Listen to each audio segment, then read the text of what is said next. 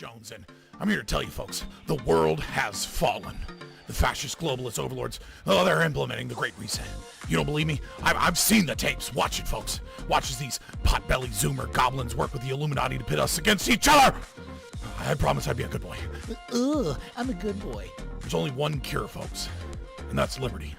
And there's no better channel to find freedom than Fabian Liberty. Anarchy is order. Government is civil war. You're offensive. Police lives matter? We're just trying to do school. What? You guys have the same sticker the other. But this is our space. You're making the space uncomfortable. But you're white. You're fucking a white male! What is one way you combat racism? I don't root for white people on the sidewalk. Stop you! They want your wallets, they want your guns, they want the wieners off your sons. Democrat. Oh, we should film it.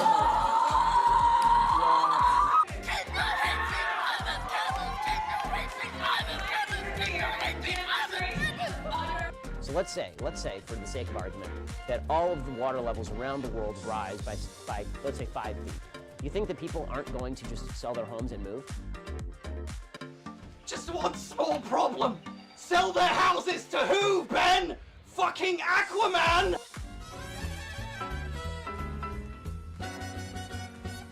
Vaccine!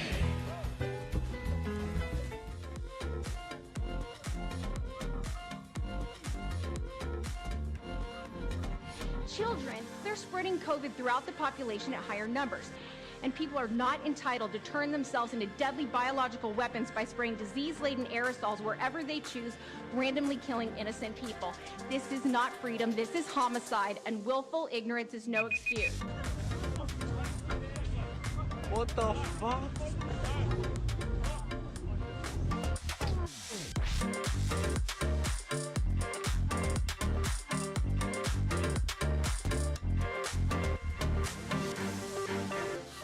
Margin of victory yet. It's really impressive, though I'm starting to think he might have had help from the Russians. Take breath!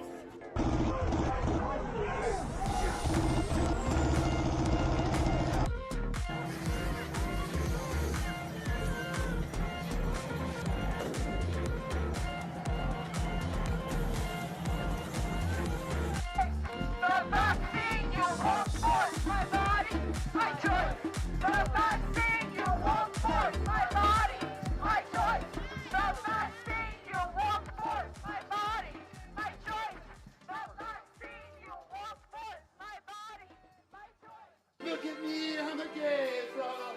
I'm so cool, I'm so neat. I'll never have children and I'm sterilized. But the media says I'm totally cool. I'm a gay frog, I'm a gay fish. It's so good, and I think my daddy actually is. I keep having problems with my camera and like the green screen effect. And then I realized what the problem was, and I feel really dumb, which is that having a DSLR mirrorless camera that's like on autofocus, sometimes it like focuses on the wrong thing and like blurs out the green on the green screen somehow, or like some of the shadows or something, and like causes effects back here. And like that's been the issue.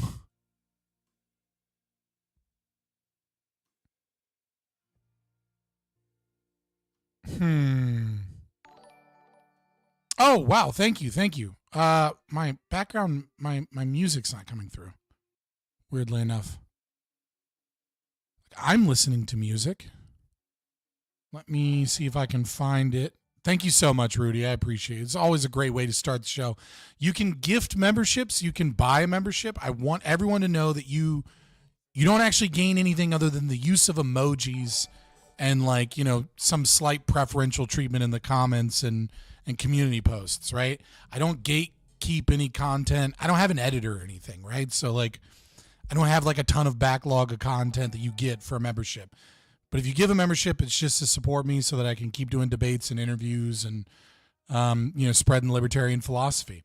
You can also super chat, and even if I'm talking to someone or if I'm in a debate or something, I'll still the gatekeeping is done on Discord. It's not gatekeeping, you fucking weirdo.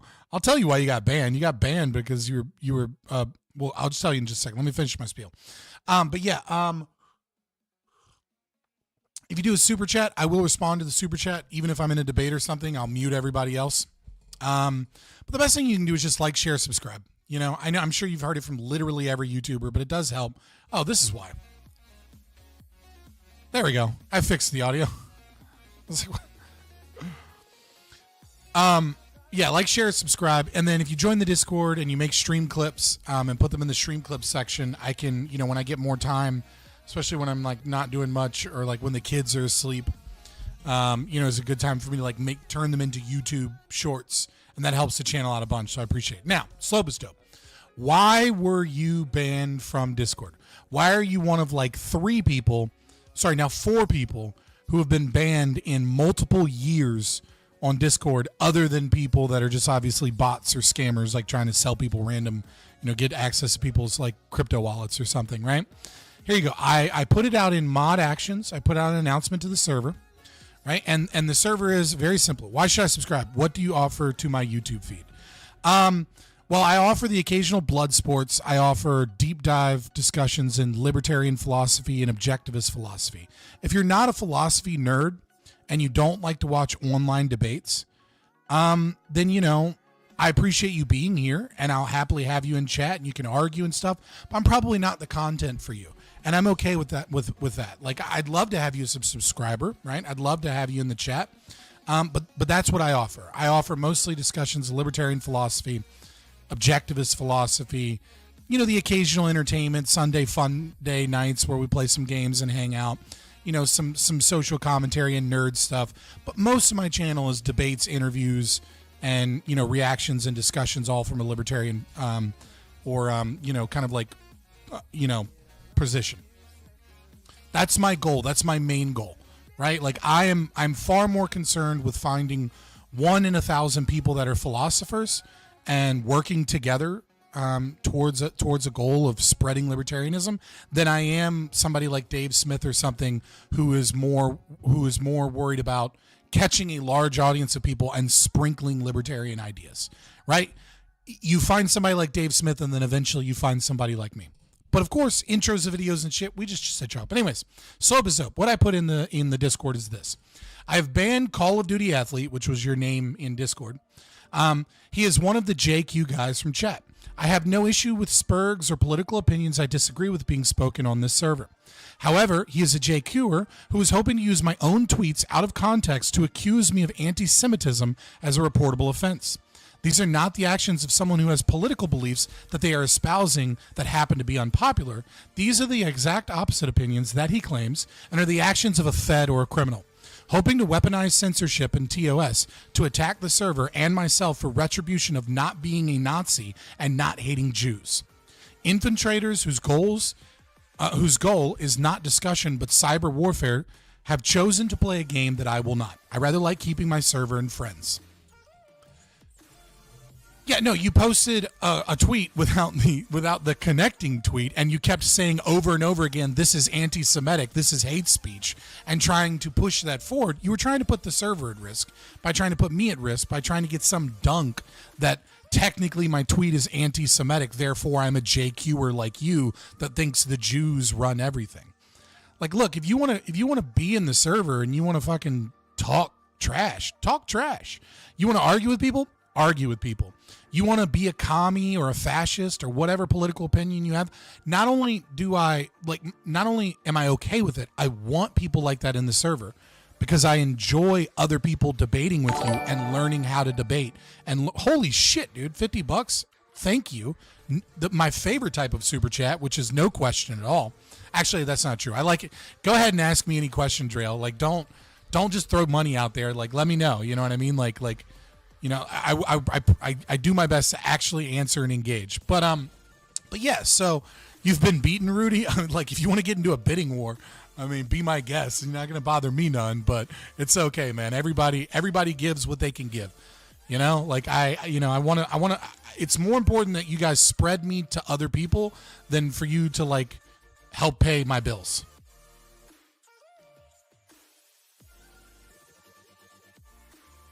Oh, that's awful.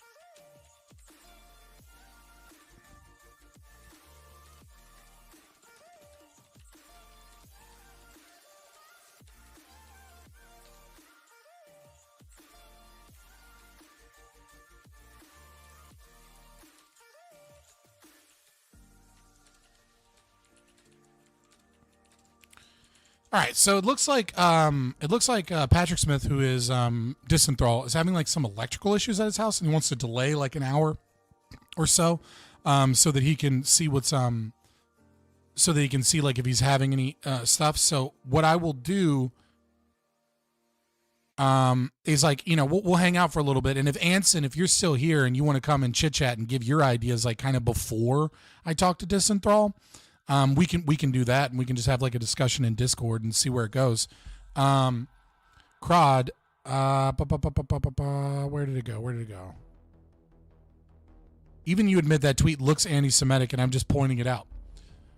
Yeah, I don't really care about your excuses. I don't care.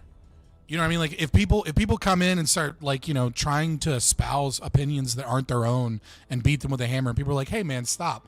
And you're doing things that like seems to put the server at risk, I get rid of you. I've seen way too many people's discords that they built up for a very long time just get the ban hammer, right? Like, I don't care if you have a political opinion that disagrees with me, but when you do shicey shit like that, and then mods call you out, and then you don't retract it or don't delete it and don't be like, oh, okay, that's not what I meant, I just meant it like this, then like, yeah, I just get rid of you. Like I'm exercising my private property, right? And while I don't own Discord, right, I am the controller with the exclusive right to, exclude, via contract of the Discord server. So I get rid of potential threats. If you're going to be a potential threat to the server, I don't care what your political opinions are. Even if you're a libertarian, if some libertarian goes in there and starts being like, this is why we should kill cops. I'm like, hey, dude, that's against Discord TOS, stop. And he's like, but it's true. I don't care about TOS. It's true. I'm going to get rid of them too. As a matter of fact, I think I did do that to some chick. Voluntarist girl, I think. And she still fucking hates me. And like, she's in other, like, she watches other people on like Twitch and politics or whatever. Right. And she came in like just espousing political violence. And I was like, stop that. And she's like, you're censoring me. You're a fake libertarian because you're censoring me. And I'm like, no, you dumbass. I'm not trying to get my server taken down. Did you send me a DM? I have a lot of like unopened DMs. Let me check real quick. I don't have any message requests. I have like 26 currently friend requests. Right? But no, I don't have any message requests. Did you like at me in the Discord crowd? Is that what you mean? It's only controversial when it's true. And there you go again. It's like, it's the Jews are controlling me. It's like, I mean, I don't know what to tell you, man. Like, there are better ways to go about it than pretending to have other opinions and try and tag other people with anti-Semitism in the hopes that their server or them get in trouble and not just simply say what you believe. Okay, I'm looking at my DMs, right? I have Casimir, I have Reverie Panel, Prime Kais. Oh, here it is. So you have that streamer shit where your name is just K ... I had to cut off streamer mode. Oh yeah. I think I saw it, but I was just busy doing something. Yeah, I mean, we could have a chat at some point. I mean, hell, if Anson's not here, we could have a chat here in a little bit if you wanted to go over this stuff.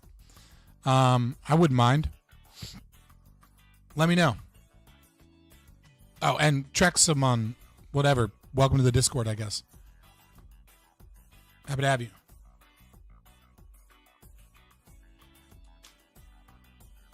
Trump into prison? I mean, like, so, I mean, it looks like Distenthal's having issues, but it's like that's the exact type of shit that I kind of want to talk about with him about. We might end up having to reschedule because he's having electrical issues. But I'm like that's exactly the type of shit that I want to talk about, right? Because when you say Trump into prison, look, I don't disagree with you that any president, that has actively worked towards bombing people. I mean, like, let's look at Trump in his previous presidency, right? Like, he bombed an airfield in Syria based off of false information.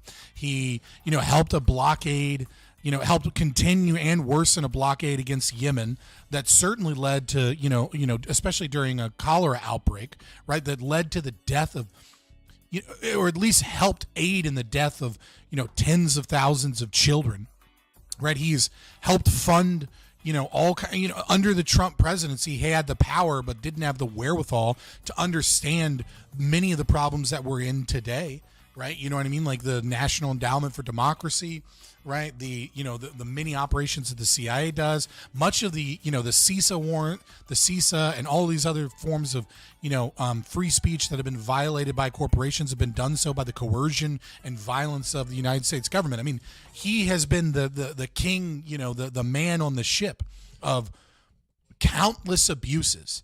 And so if someone were to say, ought I shoot Donald Trump in the head, I'd say no. But if you were to say, but if your family's from fucking Yemen and you shoot him, I can't say that that's a violation of the non-aggression principle. You know what I mean? If you've got dead family members from the things that he did, all to keep Saudi Arabia happy, or any other number of crimes that he did, am I supposed to fucking vehemently call you an aggressor and a non-libertarian?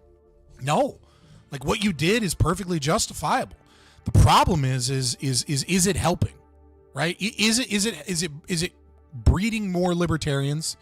Is it helping dissolve the nation state? If the outcomes of what you're doing is your own kind of petty kind of need to feel better, and all it does is create more totalitarian government control over institutions, more limits to our, liberty, and, popularizes a concept of might makes right and law of the jungle, then yeah, I consider it completely morally wrong. But again, when you say Trump into prison, it's I'm not mad at you, right? But it is something we have to talk about in terms of libertarian strategy. It's is that helping us win libertarians? Is that helping us dissolve the state? Is that helping us gain liberty? I mean, yeah, sure. Maybe you can accelerationist it and we can viva la revolution and fucking, overthrow the United States government. But what does it get replaced with? I mean, we've had a lot of fucking revolutions in history. And there's a pretty clear pattern that almost every single one of them leads to a more totalitarian state for a long time, before the dust settles. Leads to a lot of death, a lot of fucked upness, and very rarely does it lead towards, an improvement. Maybe in the long run, but you know what I mean? Chiron, Mexico, that's an example of an improvement, right? But that's a community, a small community of like-minded individuals and like-minded ideas, that come together and kick out, their state or government from their specific area and then manage their own, kind of affairs locally. It's not quite the same thing as Trump for prison, And I'm not mad at you. I'm not trying to pick on you. I mean, I am picking on you specifically, but I'm not mad at you. I agree with you in a lot of ways, but it's just is that a path towards success for us? And I just don't think it is.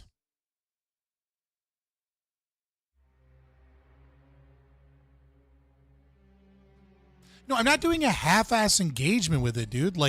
I engage with it to the limit of the terms of service, and I'm honest about my opinions. You just don't like that I haven't concluded that the Jews run everything.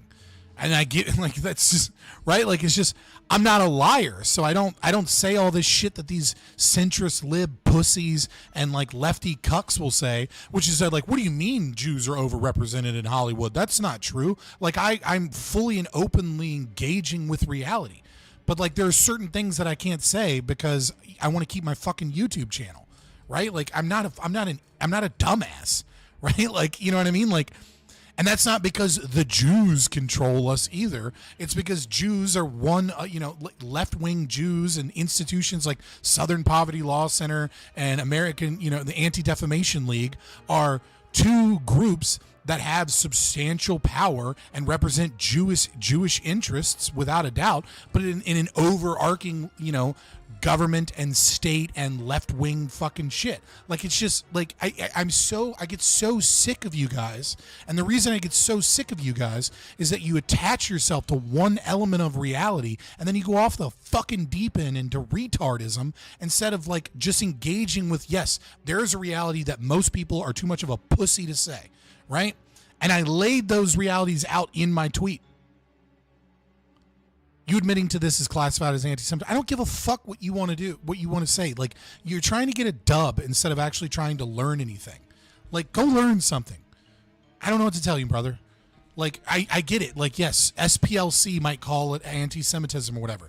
But you trying to get this dub and call me anti-Semitic is just you trying to, like, attack the server. No, it's not about it being funny. Like, it's like... Dude, the JQ Groyper crowd of people, it's like you wonder why you guys get called feds all the time. And it's because you intentionally try you everywhere you go, you destroy things around you, and you don't gatekeep any of your own people. Like you find me a Groyper server and you'll find 20 memes of people being like, yes, we're gonna fuck your 14-year-old kids. Like, ha ha ha ha, if they're young enough to bleed, and it's like, just get rid of those people. And then it's like, oh, that's censorship. That's what the Jews want. It's like, no, that's what every human being that isn't crazy wants, is for you to get rid of fucking weirdos that post memes about fucking kids. Like, it's like the Groypers, you guys act like feds. You act like you go into areas and you try and force them to say things that are anti-TOS. You try and burn down their channel and shit. I can't tell you like how many times, Nick Fuentes has been in a beef with some other person and then they end up getting swatted. You guys end up swatting each other all the time. And it's like, dude, it's like you guys, like everything you guys do, you act like you act indistinguishable from an FBI agent. There's no, like, you could not, if there was an FBI agent in chat with you, Slope is Dope, and then there was you, I would not be able to tell the difference between the two of you because you would engage in the exact same behavior. And I'm not saying that isn't your belief. I'm just saying you're retarded, and that's why you act like an FBI agent.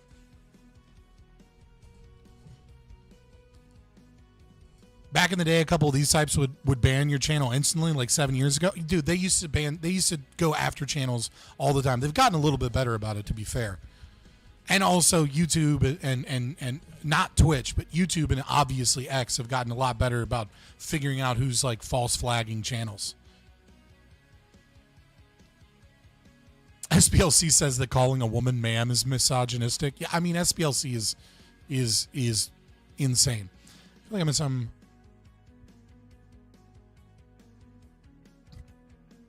Yeah. I cut up streamer mode. Like, I don't like. I have to get rid of like streamer mode by default in Discord because I always cut it off, but then every time like I cut it on,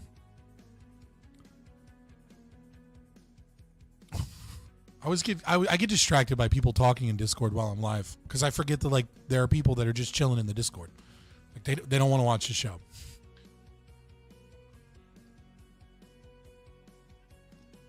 Have I ever debated BPF? Big Papa Fascist? You talking about Andrew Wilson? Yeah, like I've talked to, I mean, I did so like 2 years ago, and it was not my greatest showing. I was much more neophyte in libertarian theory and just debating in general. I was much newer, but yeah, me and Andrew Wilson used to talk all the time. Obviously I don't talk as much because he's like way more popular now. Like once he got on the Whatever podcast, we stopped talking as much. But like I have a great relationship and a great respect for Andrew Wilson. I think his debate was, I think he just kind of memes like when he gets pushed into a corner philosophically. You know what I mean? So it's, but he does blood sports. That's what his channel is, right?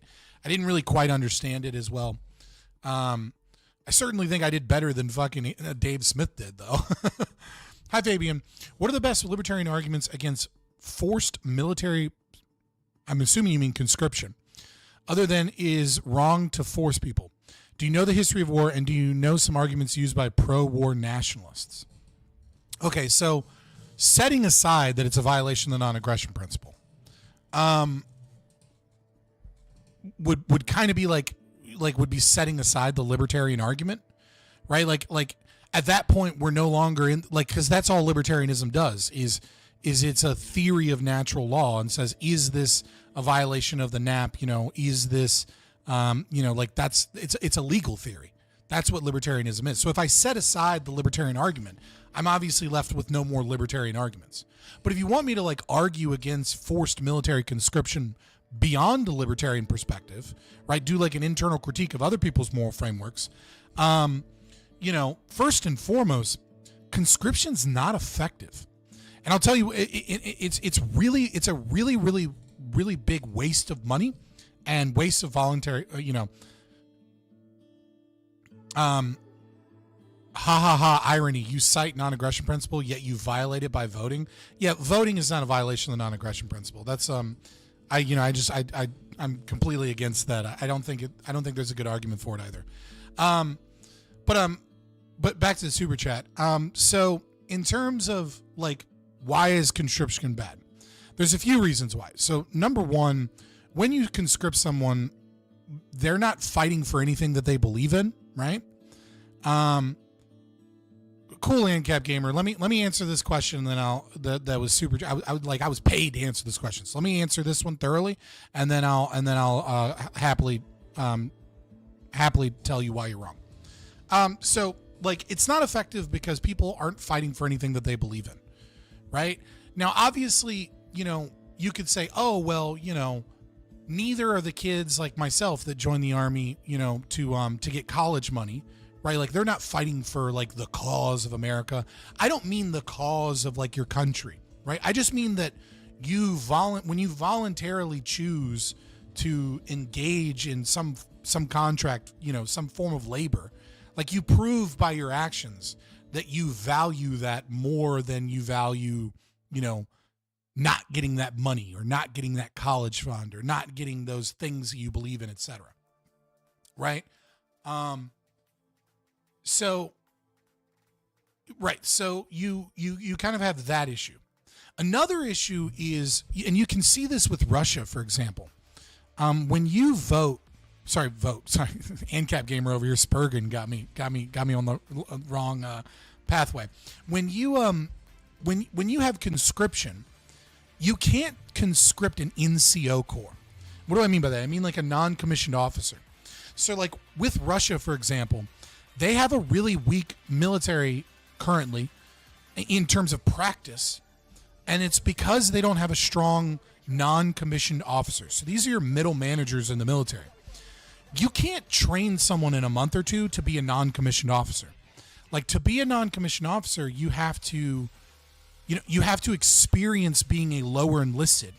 You have to experience the hierarchy. And then you have to go through some sort of process in order to get into kind of the middle of the hierarchy so that you have repertoire and understanding and knowledge and experience that allows you to be able to quickly, adapt to situations on the ground and command troops in battle.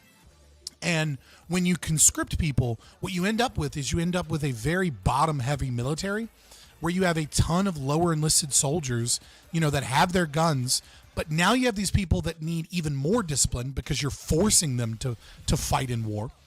And you have a very weak, very, spread thin middle kind of core of soldiers. Now, granted, you could potentially solve this problem by constantly conscripting people and then forcing people to be in the military for like 15, 20 years. Or like making like kind of the NCO corps voluntary, but conscripting everyone. I mean, like, South Korea does this, for example, where you have like mandatory military service for like 2 years. But even then, it doesn't have the same effectiveness. Do you know the history of war?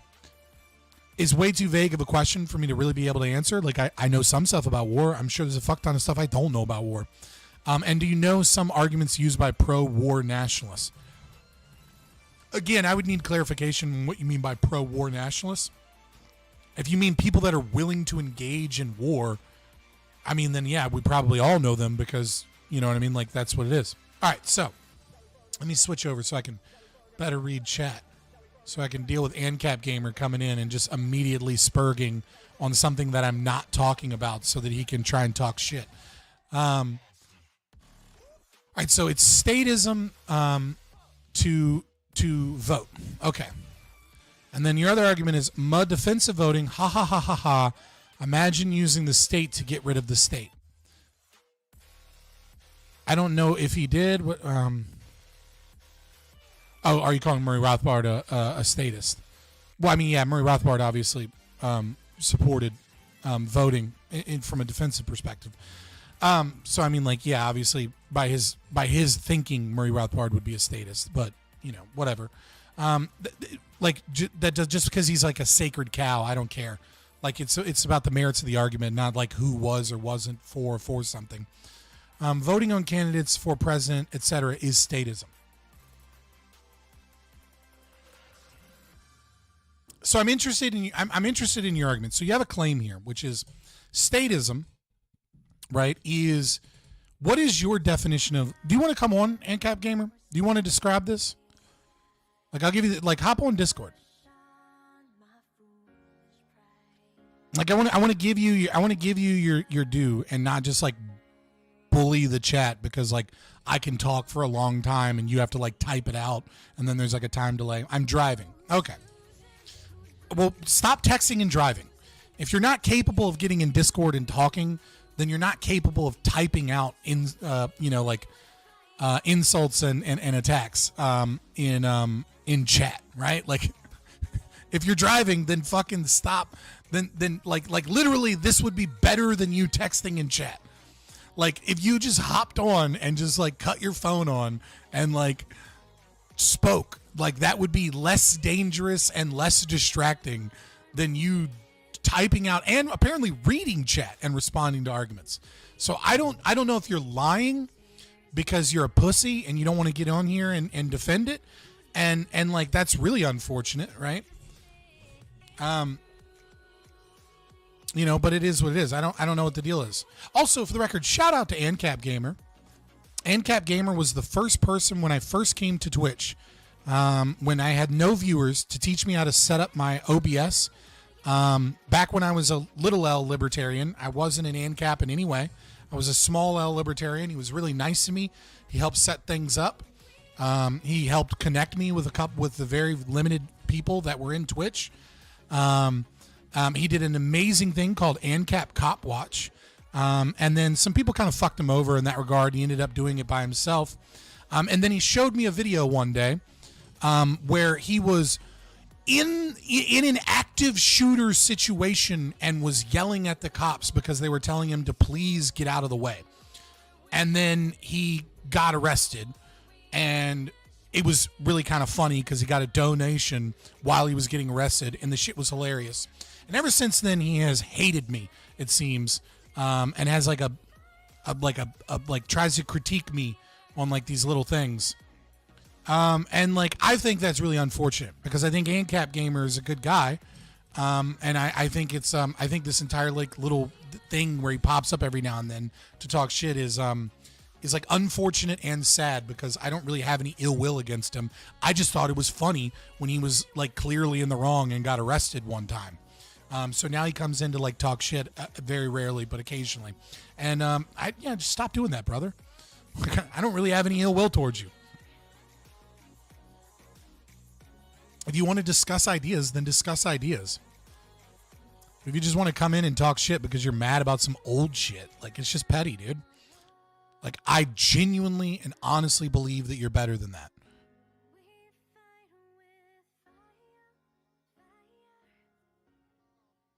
So there you go. I already gave, you can just keep spamming Trump into prison. Like, I already gave you that. Like, I just don't think I don't disagree with what you're saying is like wrong in terms of like justified. It's just a bad strategy. Like like when people say shit like that, like Trump is a war criminal, we should kill him, right? Or like he should hang for his war crimes. It's like, it's one of those things where you're technically right, but like, what are you doing for the liberty movement? Like, what are you doing? You know what I mean? Like, how is that helping our movement or anything? Like, what goal are you getting in that regard? Bro, you sound base as hell. Be cooler. Yeah, I think ANCAP Gamer is base as hell. And he did a lot of VR games on Twitch. I don't know if he still does, but like, it was fun to watch. What's next? A license to make toast in your own damn toaster? Oh my God, I remember those days. Okay, well, since I'm just killing time and talking to chat, does either Anson or Crod, if you want to hop into the Discord, and I'll see you in the Discord, then I'll switch over to Discord and we can chat. Anson, if you want to talk about your kind of theory, because I know you're probably going to disagree with Disenthal and me a lot on a lot of shit because we're both ANCAPs, and you're kind of like a post-lib, I think if I'm thinking about the right individual. And same thing, Crowd, if you wanted to chit-chat for a little while, we can as well. Because I'm just like, I love how awful ANCAPs are towards each other. I don't feel like I'm being that awful. I don't know.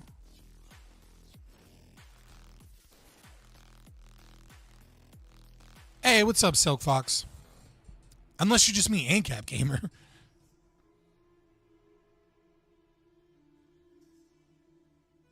Shows you just how likely a civil society would be under their leadership. Yeah, so, you make a good point, right? Matt C., I completely agree with you. Most ANCAPs are autistic as fuck. It's not a good night? Yeah, fair enough.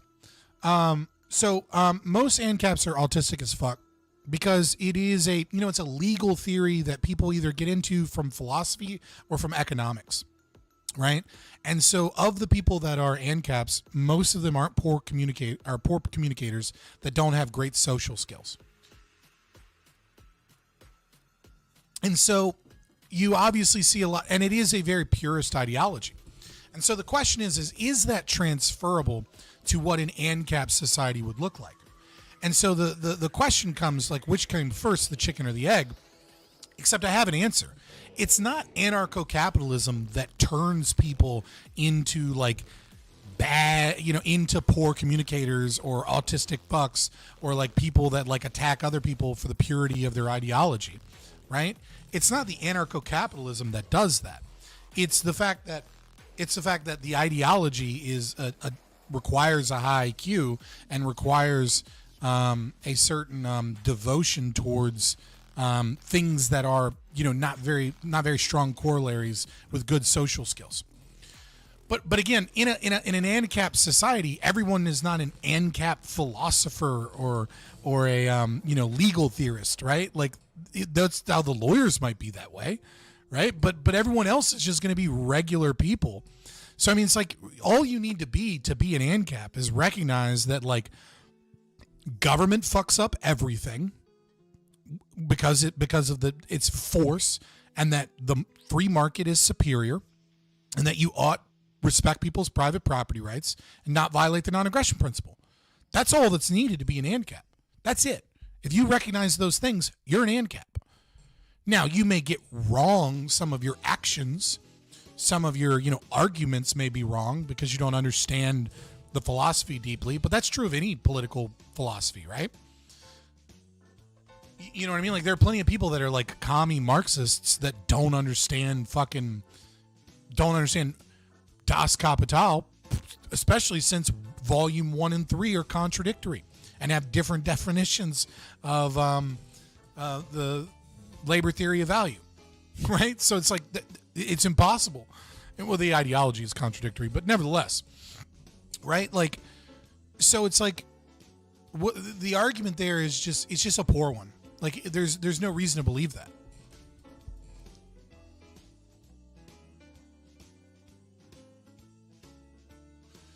Yo, I'm switching the song. I don't know why my fucking... Oh, it's on Surprise Me. That's why. I was like, what is happening? let me check the Discord. Oh, Crod's in there. All right. Well, let me fix this up real quick, and then we'll have a little chit chat for Crod while we wait to see if Disenthral's electrical issues at his home resolve. I don't know what he means by that, but we'll figure it out. Pull this up. Got to do this real quick. Then we do this, so that my Discord can utilize.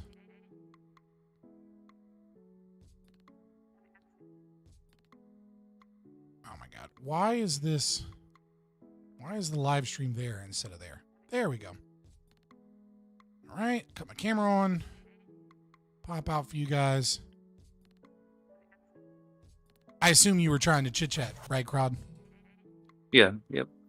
Okay, I was just making sure because you weren't in like the live stream waiting. I didn't want you to be like, dude, I was just chilling. Sorry.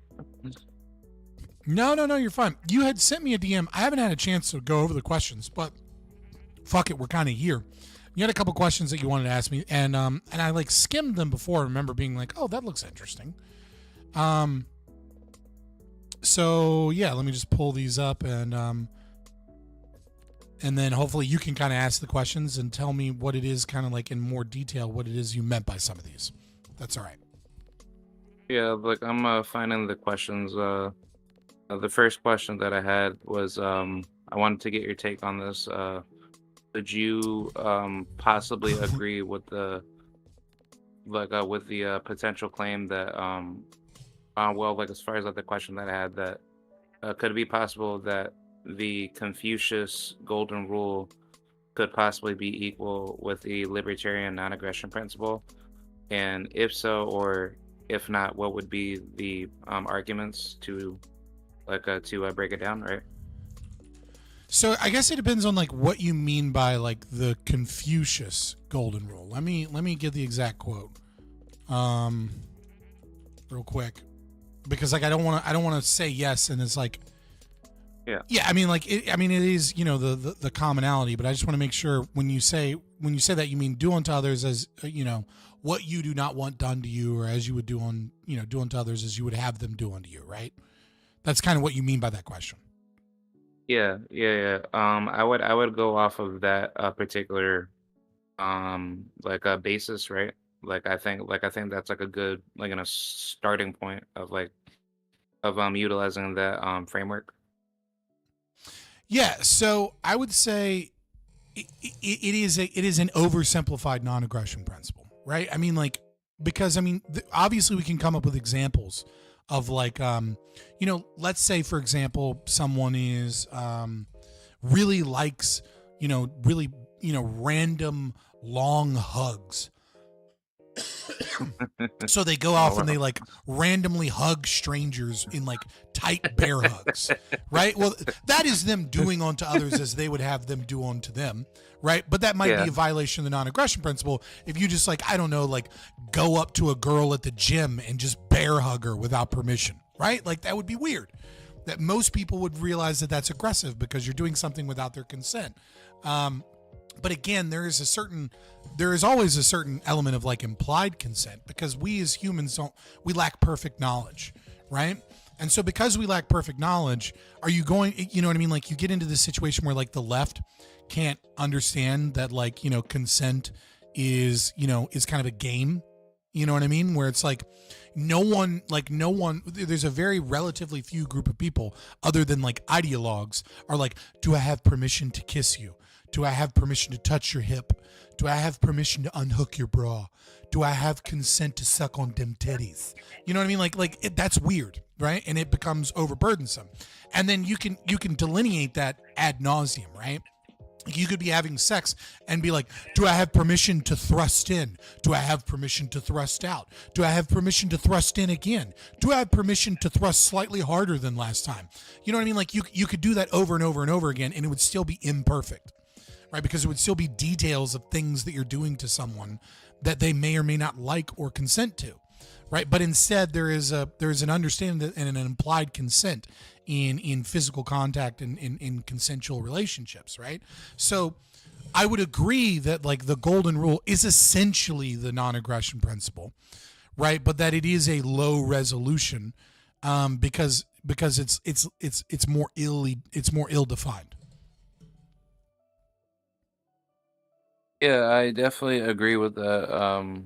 I was kind of thinking of it more like, on an ethical framework, do not do to others as others would do to you, in terms of don't be treated the way that others would not want to be treated. So like, if somebody thinks that it's okay to punch somebody in the face, that would kind of like go into like the principle of like, you know, don't be aggressive unless you want to, receive like the karma of the consequence being like how should I say, reflected back against you. And if you choose to be, yeah. Well, I mean, like, if you dig a little deeper, right? Libertarian theory, and Liquid Zulu disagrees with me on this. There are plenty of ANCAP philosophers that disagree with me on this, but this is my position, right? Which is that libertarian theory is if it were to attempt to say that you ought do this, purely from a libertarian perspective, not from like an objectivist perspective or other moral frameworks, but if you were to say that libertarian legal theory proves that you ought not aggress, doesn't really prove that you ought not aggress. It only really proves, as far as I'm concerned, that you cannot justify an ethical system as an ethical system, as a conflict reducing system, if your system is conflict inducing, right? So if someone punches someone or rapes someone or murders someone, they're choosing to live by the law of the jungle. And they can live by the law of the jungle. Might doesn't make right, but might makes reality, right? It's like they can live by the law of the jungle. What they can't do is say that they are valid and true when they say that you not do the same thing to them. What they can't do is they can't say a society ought run by the law of the jungle and have any logical consistency. And so if you think of it that way, Confucius is kind of doubly correct here, in the sense of like, do unto them as you would have them do unto you, in the sense of like, you can go out and punch people, but you're choosing to live by the law of the jungle. We're going to go out and punch you. We're going to throw you in a fucking cage because you're a threat to everybody else, and you've proven that you're nothing but an animal. I should treat you the same way that I treat a wolf next to, as a farmer, right? Like, you're an unthinking, irrational beast, and you have chosen to live as an irrational beast, and you don't have any value, and you don't have any means by which you can live in a civilized society. And so, I don't go that in depth with most people, unless here on the channel I'm kind of like talking about libertarian theory. For all intents and purposes, I just kind of take the objectivist framework, which is, okay, well, we know that you can't justify anything else.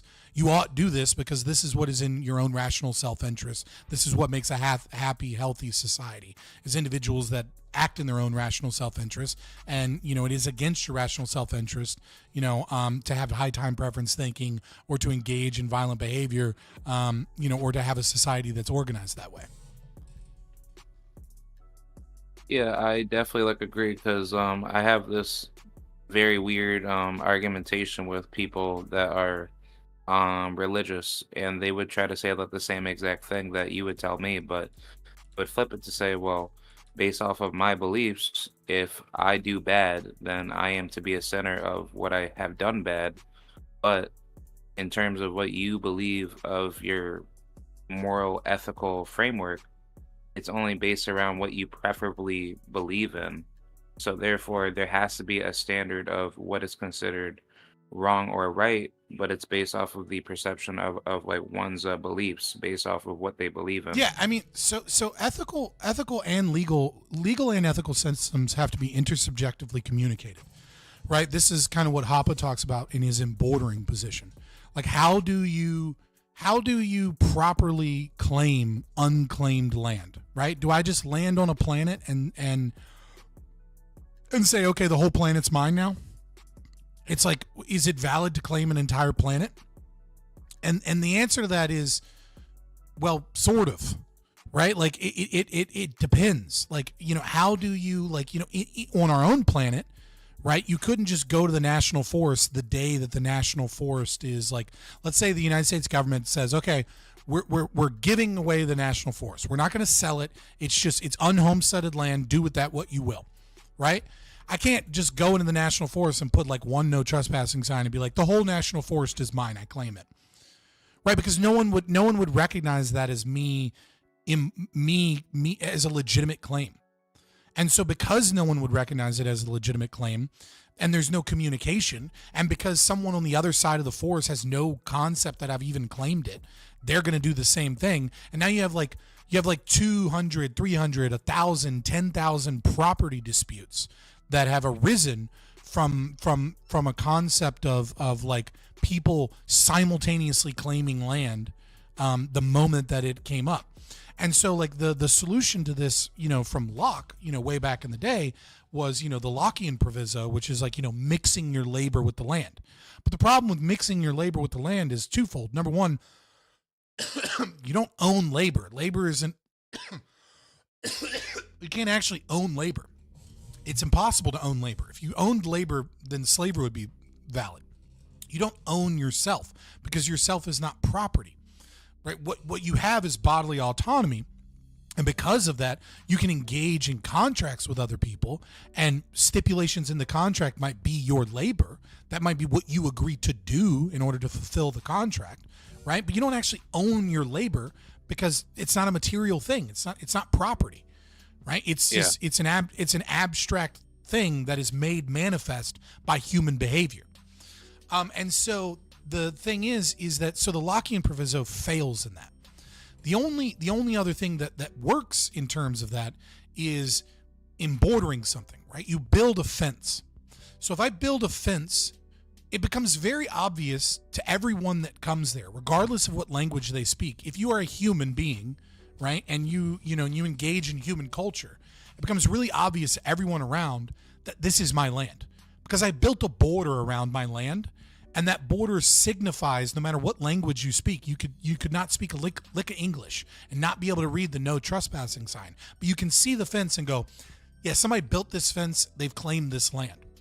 And so that's kind of what it means, is that like ethical systems and the establishment of property has to be in a way that is culturally dependent, because the fact is that we lack perfect knowledge. And because we lacked perfect knowledge, in order for a claim to be valid towards property ownership or an ethical system or whatever, it has to be something that like is communicated in a way that everybody, or at least a majority of people, you know, the culture that you're in, the observer, right?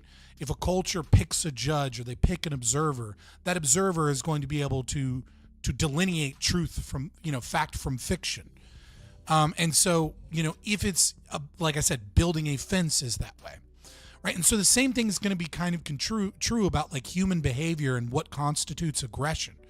Right. Like if I'm a germaphobe and I consider it personally to be like this major act of aggression for you to like brush my shoulder or touch me slightly. And then I go into this ANCAP society and I don't know this guy. I don't know this person at all. And I lightly tap them on the shoulder to get their attention. Right? Their claim that I'm like this horrible, abusive aggressor that owes them $10 million is absurd. And like, despite the fact that their own subjective value in terms of like what it would be worth to kind of overturn this aggression might be $10 million, that's not a valid claim. Because he didn't have a sign up that said, don't do this. He didn't communicate to me before, don't do this. We're all living in a world where we're forced to kind of like act. Mark DMing me. Did I feed the dog? I took him for a walk, but I didn't feed him. No, because I went live. I normally feed him at 7. Sorry. But yeah, you kind of get what I'm saying? Yeah, I definitely like agree, because like I'm just trying to like find better ways to like strengthen like my argumentation, and I just felt like that I needed to ask that, because I always like I'm always like confused, like getting to that like a morality and ethics debate, and a Mm-hmm. lot of people like to swing those questions at you to be like, oh well like what about this like particular situation about what's considered unethical over here, and how do you compare that with what you believe in, and like what's like the proper solution to get to that like I guess like a designation of what's considered morally like ethical versus unethical. Mm-hmm. Yeah, I mean, hopefully I elucidated that. Yeah. Yeah. All right, next question. For everyone in chat, obviously we dropped off a bunch of people. I was supposed to talk to Disenthrall. He's having some electrical issues. We might have to reschedule. We will see. I'm going to hang out here for a little while and answer some questions or whatever. And if not, I'll see if maybe I can talk to Disenthrall tomorrow or something.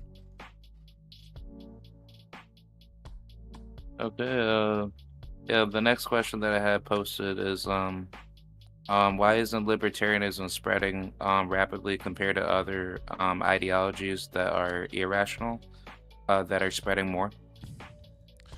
Yeah, so I think the first problem that libertarianism has is, and Liquid Zulu talks about this a lot too, right? Is libertarianism doesn't tell you what you ought to do. That is a huge weakness to the ideology. It's not claiming to tell you what you ought to, right? But most other ideologies and authors have those two things packaged together, right? Marxism, Christianity, liberalism, traditional, conservatism or tradcath, right? Like every one of these ideologies has a formation of rules and axioms that not only inform, what what makes a good society in terms of like what you ought not do, but what you ought do. Right. So like, under Christianity, you ought live a life that is, closest to God. You ought, strive for virtue. You ought, take care of the poor in your community. You ought, have these certain things that you do in your family with your children. Right. Like there are so many rules and ways in which it tells you how you ought behave. It gives you a path towards meaning. Communism is going to be the same way, right? Like communism is going to say like, oh, well, you ought, go out and proselytize. You ought become more critically conscious. You ought, organize with labor movements. You ought, find ways to redistribute wealth. Like there's 1,000 oughts that are kind of like there within the greater kind of like corpus of Marxism, including like all forms of critical theory, etc. Right? But what does libertarianism tell you? At best, it tells you ought not aggress. And from that, you can kind of like derive a concept of like fighting against the state, reducing state power, reducing taxes, like these are things to fight for, sure. But doesn't tell you like, you see this often with libertarians, like especially like, the neophytes and the praggies and whatever, right? Where they're like, well, prostitution's, perfectly, there's no aggression in prostitution, so you should do it. Like there's a large group of libertarians that don't even understand that just because libertarianism has the NAP, it doesn't tell you what you ought to do. And so they misinterpret it and think that you ought engage in prostitution, or that or that it's somehow morally good to engage in prostitution. It's like, no. Libertarianism has nothing to say about that other than you ought not, at best, right? Unless you choose to live by the law of the jungle, you ought not grab your guns and go and, knock down the doors of the madam's house and start firing off rounds if everyone there doesn't agree to, walk peacefully, if you will, into a cage to be punished by the state. But it doesn't tell you whether or not you should, whether or not it's good to have whorehouses in your neighborhood. So I think that's probably the major reason. The other reason is libertarianism has poor communicators, and it is because it's a legal philosophy, there's really only two ways to get there. Either legal philosophical theory or Austrian economic theory. And neither of those, you know, I said this earlier in the stream, neither of those are going to give you a lot of people or attract people that are really good communicators of like spreading the ideology, right? Like you're going to get a lot of people that like are, you know, high IQ, sure, but are not very good at dealing with people or communicating their ideas. Libertarianism is institutional nihilism. That's that's such a silly claim, Anson. You keep saying you can't hop on, but like, what do you like it's not institutionalized nihilism. Like that's just silly. Yeah, I definitely agree, because I think Patrick from a distant throw told me about the same thing. Like the only way that libertarianism could ever be like massively like huge to like take everything over philosophically is pretty much based off of what you said. And I would think that there needs to be more like better communication, where people need to start being a little bit more charismatic. And if Maybe that can like, I think, yeah, I actually kind of disagree, which is dumb for me to say out loud, because that's what I'm doing, right? Is like trying to communicate, like I'm trying to fill that role. But I think the way that libertarianism actually spreads is through projects like LPNH. As much as I despise the way that they do things, especially like their Twitter engagement, I can't stand it because they're actively doing what they can to harm libertarianism. They do it constantly. They just say shit to be edgy, to like so that they can gain people there. But like it turns people away from libertarianism. But they do it the same way like Anton LaVey created Satanism and said like, I named my church this so that like people that would be offended by the concept of it being the satanic church would not show up. You know what I mean? Like, because I just want to weed them out immediately. So I understand their strategy pretty well. You know, like I said, I've interviewed, you know, two of the guys that were running LPNH, you know, account for a long time. But I think the actual right answer is communities like LPNH or like Prospera in Honduras, right? You know, or if by some miracle, you know, oh God, I can't think of that, Liberland or something like that, right? Like I think what we're going to need is we're going to need really, really, really, really, we're going to need like corporate private businesses that want to get the fuck away from government regulation, that go off and build their own communities through loopholes and things like that.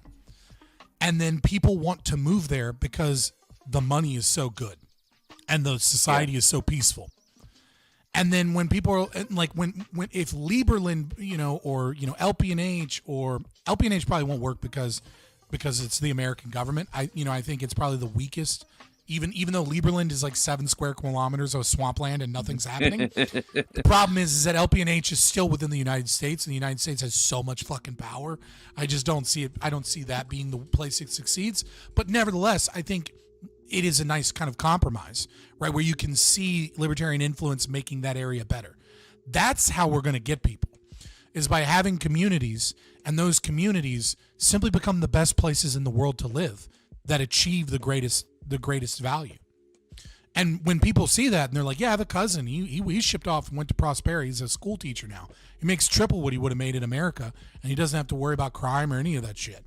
People are going to be like, holy fuck, maybe there's something to this, right? Because proof of concept is going to work a lot better on normies than theory that's hard for them to understand. Yeah, I was gonna add on to that. Like, let's just say, for example, if New York or Florida and other states, if they were to like, you know, like incrementally, like, you know, turn into like the ANCAP, you know, worldview of having, you know, privatize, like, you know, communities, and they started getting these big businesses that want to get away from the state, and like, you know, they basically have like the legal contract system where everybody's going to be like, you know, going based off of how they see their own values to be set. And over time, like, you know, those communities start to get more popularized. Would that be like the first step in seeing, like, you know, statism being destroyed? It's like what is one of the biggest ways in which communists are able to proselytize their philosophy is through the concept of material conditions, right?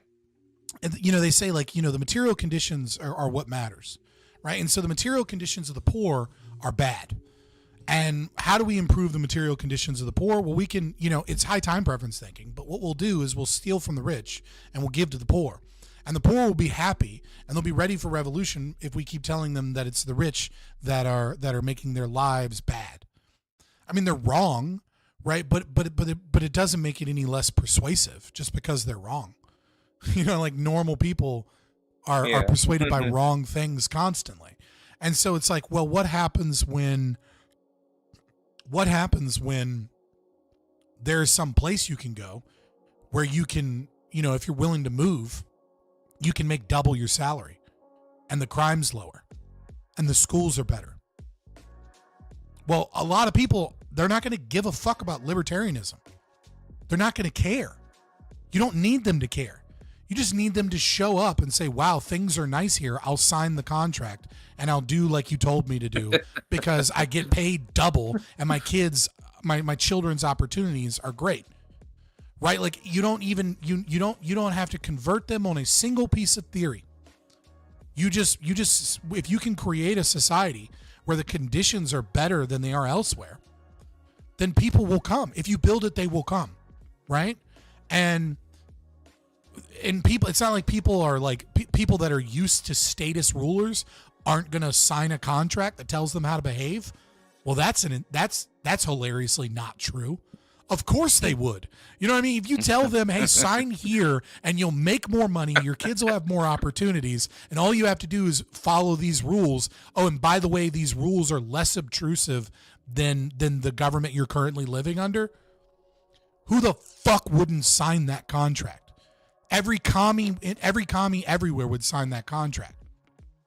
And so the question then becomes, what is the, then it becomes how many people do we let in? Right. And then it becomes like, how strict are we with gatekeeping people so that we don't have a bunch of commies living here that chose to sign the contract, but they're mad anyways. Right. But it's like, that's when we get to the stage where, Hoppe and so many other people say, which is, and I say constantly, that libertarianism is inherently right-wing and discriminatory.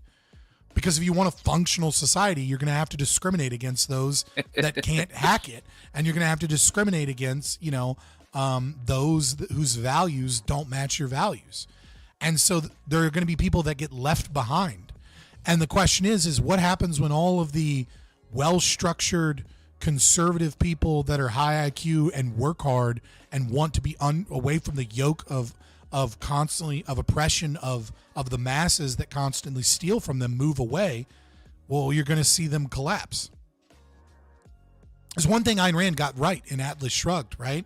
If you just get rid of all of the people, all of the men of industry, all of the people that actually do things, that actually create things, that innovate and know how to run businesses well, you get rid of all of those people, the looters have nothing left to loot. Yeah, they all die. Yeah. They live off of subsistence from a very small percentage of the population that doesn't. And by the way, the looters include a lot of wealthy, well-connected people too, right? But again, they're all looting off of people like Elon Musk. As much as I dislike Elon Musk for a lot of reasons, he's one of those people. He's one of those people that just goes in and does things and does them fairly well to get them done and to create, and moves forward with a vision into the future of what we can create tomorrow. Those people are rare. And all of society under a statist socialist system depends upon leeching off of those people, regulating them, forcing, look at, he's a titan of electric cars. So what do? Oh, well, we came up with a new subsidy program. So we're going to subsidize everyone but Tesla, because because we're actually just going to subsidize people up to a certain market share that for 5 years. And because he's dominated the market, he doesn't get the subsidies, and all the other electric cars that you can purchase in America do get the subsidies. Well, wow. All of those companies are leeching off of a market that was created by Elon Musk. Except Elon Musk had the genius to go, yeah, that's fine. I already saw this coming. That's why I built charging stations everywhere. So you can pay me for my fucking cars, but if you don't want to buy a Tesla because it's more expensive, you want to buy a fucking, a Ford Volt or whatever, that's cool. Where are you going to charge it? Because I have all the charging stations. And of course, the government's going to step in, and they're going to mandate regulations on him. But like he's got his finger in 20 different pies because he knows that's what looters do, is they loot. Yep. But what happens when somebody like that goes, yeah, I'm going to go to this South American country, where we have our own community where we don't deal with any of this shit, and then all of a sudden people have to start buying Teslas from some other country. Yep. Yeah, that's so smart. Yeah, because I was going to bring up the issue that some inconsistent libertarians that I have talked with, especially like Hoppians that never read Hoppa, but those are like your typical racist types. They've told me in the past oh well, what if community A is very evil and and very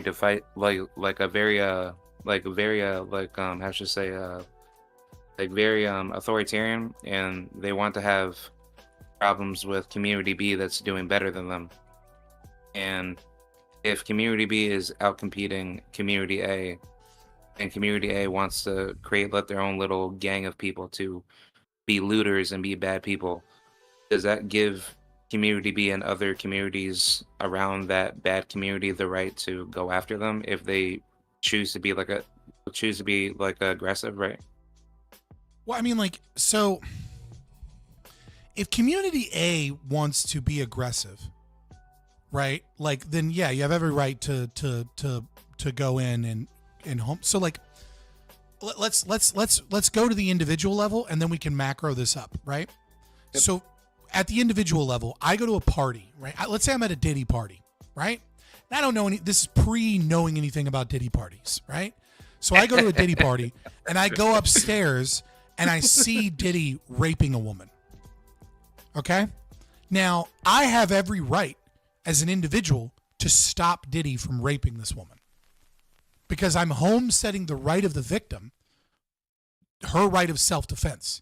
Right? She is incapable of defending herself, and she has that right. And that other person is an aggressor that is, through his actions, lost his right to not be attacked or contained in some way. And so I have a choice here. I can either choose not to do anything, or I can choose to do something. Now, I think most of us would hope, about ourselves that we would do something. But now let's change the scenario. Maybe let's say Diddy is raping a woman and he has 3 guys behind him and they all have guns drawn. Now do I try and stop it? Well, I mean, I'm just committing suicide. There's nothing I can do. So what I probably do is I probably hope that nobody notices me, and then I leave, and then I potentially go get help, or go find the police, or maybe shameful as it is, I keep my fucking mouth shut because I don't want to get killed. All of those are choices that I can make. Some of them may be better than others, but they're all choices that I can make. So we do the same thing in a community-wide scale. Let's say community A are the good guys, community B are the bad guys. Now, community B never aggresses upon community A, but they do aggress upon innocents constantly. Like they kidnap people, they refuse to leave, right? So now community A has a choice to make. They may look at community B and go, man, community B's got a lot of oil over there at community B. So I'm going to go over there. I'm going to homestead the right of self-defense. And I'm going to take over and get rid of all of these aggressive people in community B. And then I'm going to demand payment. I'm going to demand restitution in some regard from the aggressive people, right? Not from the victims, right? Because the victims didn't hire me. I just chose to intervene. Now, if the victims choose to hire me, let's say they get together and they have a little pile of gold and and they wire transfer over some money, they can hire a mercenary company to come save them. But let's say that doesn't happen.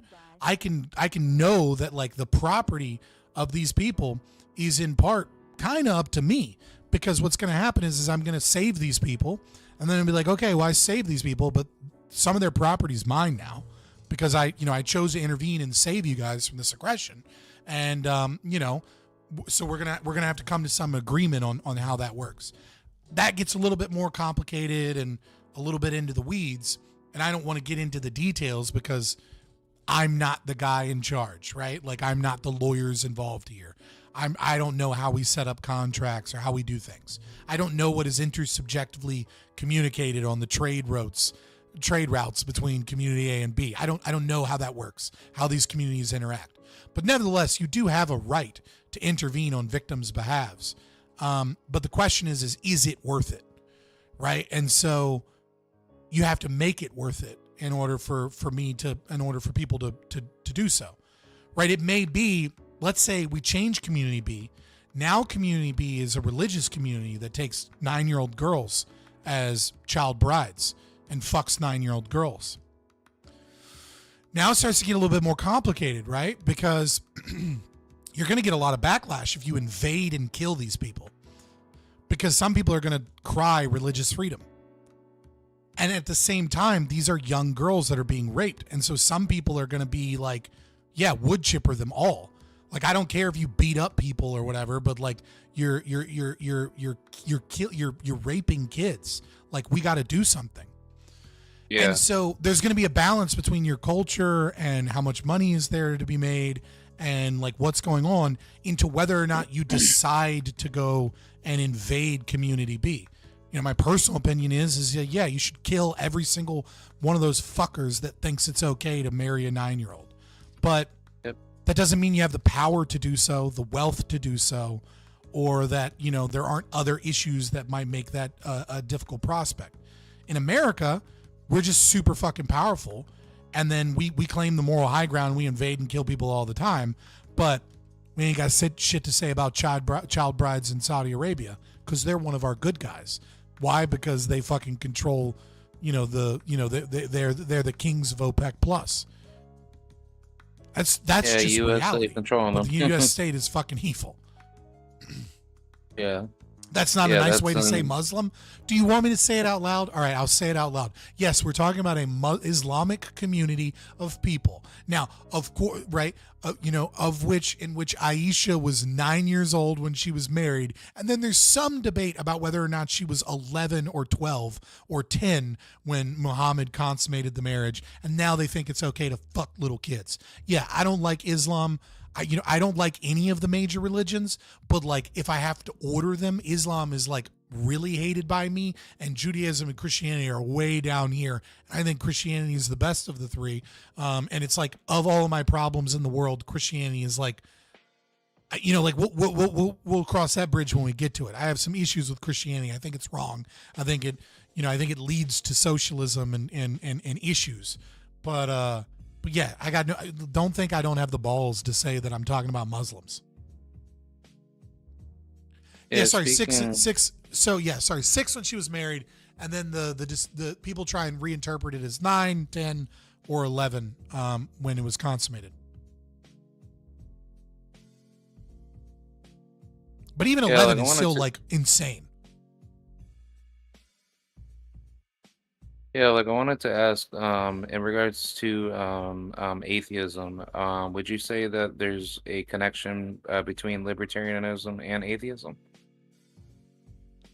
No, not at all. I think you can be a Christian and a libertarian. I think you can be an atheist and a libertarian, obviously. I don't think you can be like an objectivist and be a Christian. I heard someone say that there's like Christian objectivism in like a comment somewhere, and I was like, what? I have to look into this because those are two wildly contradictory things, right? But yeah, I mean, like the only thing you need right, the only thing you need to be a libertarian is to, at a minimum, right, is the non-aggression principle. And I think if you're a good Christian, you read your Bible well, I think you will realize that the Bible is making an argument for anarchism all the way through. I think the justifications that they use for statism are way, way weaker and a stretch than the very explicit things. Like I'll give you my favorite example. So I mean, obviously there is like, I've talked about this before. Let me ask real quick. Israel asks for a king. All right. So Samuel 1:8, I think, is the strongest example of how if you consider yourself a Christian or a Jew, right, you have to be an anarchist. Now, obviously, the people, one of the things, and I have to bring this up because one of the ones that they use to justify statism is actually a justification for fucking anarchism. They just misinterpret the Bible, right? And that is you have some people that come to Jesus trying to get him in trouble, right? They're trying to prove that he's like an anarchist. They're trying to prove that he's against Rome, that he's one of these Jewish zealots at the time, right? And that's where the term zealot comes from, is actually a group of Jews that wouldn't stop burning shit and like fighting for freedom, right? And he gives him a coin, a drachma, and says, what do you do with this? And he says, render unto Caesar what is Caesar, render unto God what is God's. And so Christians use this to be like, see, even Jesus says you need to pay your taxes and, give your duty to the state. And that's what you're supposed to do. But like, there's like 3 drachmas in circulation, and 2 of them make no fucking sense with the text. Only one of them makes sense with the text. And that would be one where Caesar claims to be God on the coin. And so Jesus is being cheeky, and he's avoiding giving a direct answer so that his apostles aren't killed, right? And so that his people aren't killed, his followers, right? By saying, render unto Caesar what is Caesar, render unto God what is God's. He's saying Caesar's claiming to be God. And no, this coin belongs to God. The whole world belongs to God. Like, don't give him shit. But he's saying it like, yeah, give him what he's due. The man who claims to be God, who isn't, right? Like he's basically being cheeky in his response in saying, fuck the state. But right. So that's an important one. But I mean, I think the most important one from the history is, Samuel, 1 Samuel 8, because, 2. Israel asks for a king. So when Samuel grew old, he appointed his sons as leaders, blah, blah, blah. Hold on, let me move on to the important part, right? So all the elders of Israel gathered together and came to Samuel to Ramah. They said to him, quote, you are old, and your sons do not follow your ways. Now appoint a king to lead us, such as all the other nations have. But when they said, quote, give us a king to lead us, this displeased Samuel. So he prayed to the Lord, and the Lord told him, listen to all of the people are saying to you. It is not you they have rejected, but they have rejected me as their king. So by asking for a king, God makes the claim that they're not rejecting you or your leadership. They're rejecting God as their king over their lands by asking for a monarchy. As they have done from the day I brought them up out of Egypt until this day. So again, he's like, they can't fulfill their covenant. They keep fucking up. This is just another list of fuck ups that the Jews keep doing by asking for a king, when instead they should communally be together and trust and have faith that God will protect them if they fulfill the covenant and they do what I told them to do. Forsaking me and serving other gods, so they are doing to you. Right? So by like Baal worship and all this other shit, they have forsaken me as their king. They're forsaking you as their leader by asking for a king, by asking for a monarchy. They're forsaking you. And it is exactly the same as when they forsake me to worship false gods. Now listen to them, but warn them solemnly and let them know what the king who will reign over them will claim as his rights. Samuel told all the words of the Lord to the people who were asking him for a king. He said, quote, this is what the king who will reign over you will claim as his rights. He will take your sons and make them serve with his chariots and horses, and they will run in front of his chariots. Some he will assign to be commanders of thousands and commanders of 50s, and others to plow his ground and reap his harvest, and still others to make weapons of war and equipment for his chariots. He will take your daughters to be perfumers and cooks and bakers. He will take the best of your fields and vineyards and olive groves and give them to his attendants. He will take a tenth of your grain, fields, and he will take a tenth of your grain and of your vintage and give it to his officials and attendants, your male and female servants, and the best of your cattle and donkeys he will take for his own use. He will take a tenth of your flocks, and you yourselves will become his slaves. When that day comes, you will cry out for relief from the king you have chosen, but the Lord will not answer you in that day. But the people refused to listen to Samuel. No, they said, we want a king over us. Then we will be like all the other nations, with a king to lead us and go out before us and fight our battles. When Samuel heard all that the people said, he repeated it before the Lord, and the Lord answered, listen to them and give them a king. Then Samuel said to the Israelites, everyone go back to your own town. Like, that's what God has to say about you wanting a fucking state. I don't know how you read that as a Christian and believe that is the word of the Lord in your faith. That God himself said that asking for a king, asking for this government is akin to forsaking him as your king and is akin to worshiping false gods. And then explains to you all of the fucked up shit that's going to happen to you, and it's your fault because you wanted this. I don't get how you fucking say that you're a fucking Christian and you believe in fucking voting in the nation state. What? What's wrong with you? Like it's a sin. Oh, I got a super chat. Let me answer this real quick. Do you think that even a mix of objectivist libertarians and Christian libertarians would be able to coexist well within a covenant community?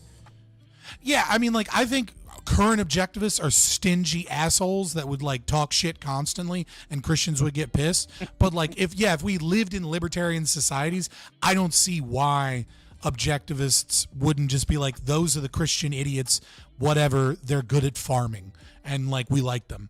You know what I mean? Like, I think under our current situation where objectivism is very small and like Christian libertarians are very small, it's like a subgroup that is a little bit more hostile and a little bit more concerned with ideological purity, and they're concerned with that ideological and philosophical purity because there's all these other socialists. But yeah, I mean, I think that there would be clashes between them, but I just don't see them, you know, so long as they both follow the nap. I don't think that they would have much problem coexist. I mean, they coexist now under the state. You know what I mean? Like all right, next question. I liked your questions, so I figured I'd engage with them. What was number 3? The importance of self-reliance. Can you explain this? Oh yeah. Like I wanted to get your take on this. Like I wanted to ask you, should children from a young age be taught more self-reliance to contribute to libertarian philosophy quicker? In relation to the peaceful parenting that certain libertarians push for, would you say that should be implemented onto children, so therefore they can be more self-reliant as they get older, so that way that knowledge can be brought onto future generations? I don't know. So this is kind of the psychologist in me, obviously I'm not a psychologist. I'm not claiming to be one. I'm just saying, like, I've done a lot of research and studying in that area. I don't know that like in principle, obviously you want children to be self-reliant. Obviously you want to teach them to be independent. But there are certain things that I think where we even now go too far. Like for example, one of the things that we do in America is we take our children and we put them in a crib and we don't co-sleep with them, and we put them in beds to sleep by themselves way earlier than almost anyone else in the world. And it doesn't appear that that's actually that helpful, but that's part of a culture of like a concept of like being independent. Like a much more common thing that I think more people are aware of is like how like we're like, okay, you're 18 now, time to go get a job and leave the house. And other people are like, why the fuck would you do that to your kid? Right? Like, you're just going to send them out there with like no support to like try and make it. It's like, dude, rent's fucking expensive. What are you doing? Of course your kids hate you. Right? So like, I do agree that you want to teach your children self-reliance and independence, but it needs to be balanced with community and with strong family ties. Right? I don't think I think people think of collectivism in a weird way, because they think like the family as a collective, and therefore the family as a collective can be bad. So we need to like make our kids more independent. And it's like, just in certain degrees, yeah, we want them to have the power and the ability to act according to their own will and shape the world according to their will, and have that strong, that strength and that, that self-reliance to be able to achieve those things. But also, like, we don't want to just throw kids out to the wolves and like not have a support system, because those kids don't make families. Those kids don't cherish the wisdom of their grandparents and elderly. Those kids don't utilize those support systems in order to actually achieve great things. Instead, they're hampered by all the things they have to learn the hard way for no fucking reason. So like, I do see that there is maybe a little bit too much individualism. There's the difference between philosophy and individualism, and then, having a net for your kids to fall back on. The problem is when you let the kids stay in the net, right? Like, you want the kids to keep climbing a ladder, and you want there to be a net to catch them when they fall, because you want them to be okay with failing, because they know that they can fail and that you'll be there. Right? To give them the confidence to go out and do things and succeed. So like, too much individualism in child rearing can actually have a counterbalancing effect, which is that they just start to blame the world for their problems, and they don't develop skills that they need, and they don't actually try and go out and challenge and like do the things that we want them to do. So I mean, and this is the role that the woman plays, right? I mean, you can call me misogynistic or whatever, but this is the traditional role that the woman plays, is that she's the net to catch the children, and the men are the ones that kick them out of the net and say, go fucking climb.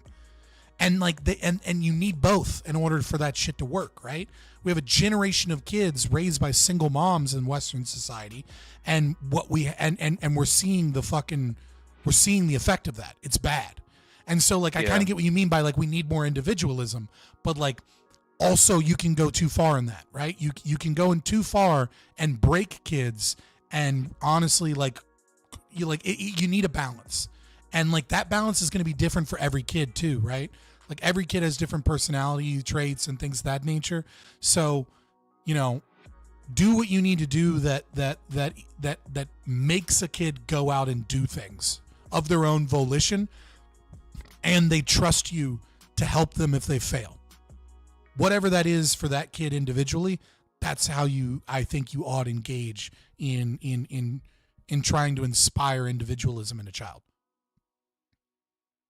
Yeah, I agree. Because like the way how certain people live, within the Western civilization, where like I would say like certain people that are young adults, try to stay with their parents for too long, and then they end up creating this dependency culture mindset to not be responsible, and that creates like a huge disconnect in reality, where they don't have goals, and they just kind of think like, oh well, like my parents are just gonna like be there for me forever. But I just don't think that's like effective, and I think that would lead to a lot of bigger failures in the future.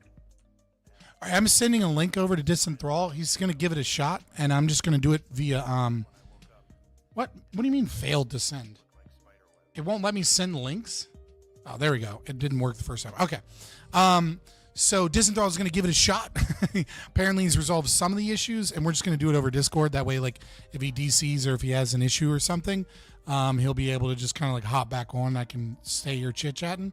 But did you have anything you wanted to ask me before like I wrap up? I know you had other questions or whatever, but we kind of just did this impromptu, and I do want to give people what I told them in the stream description that I was going to do, right?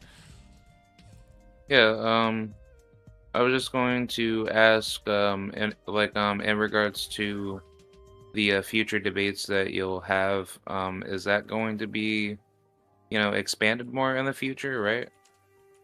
What do you mean? I believe you said that you were going to do more, like, mainstream debates with, like, bigger, like, YouTube platforms.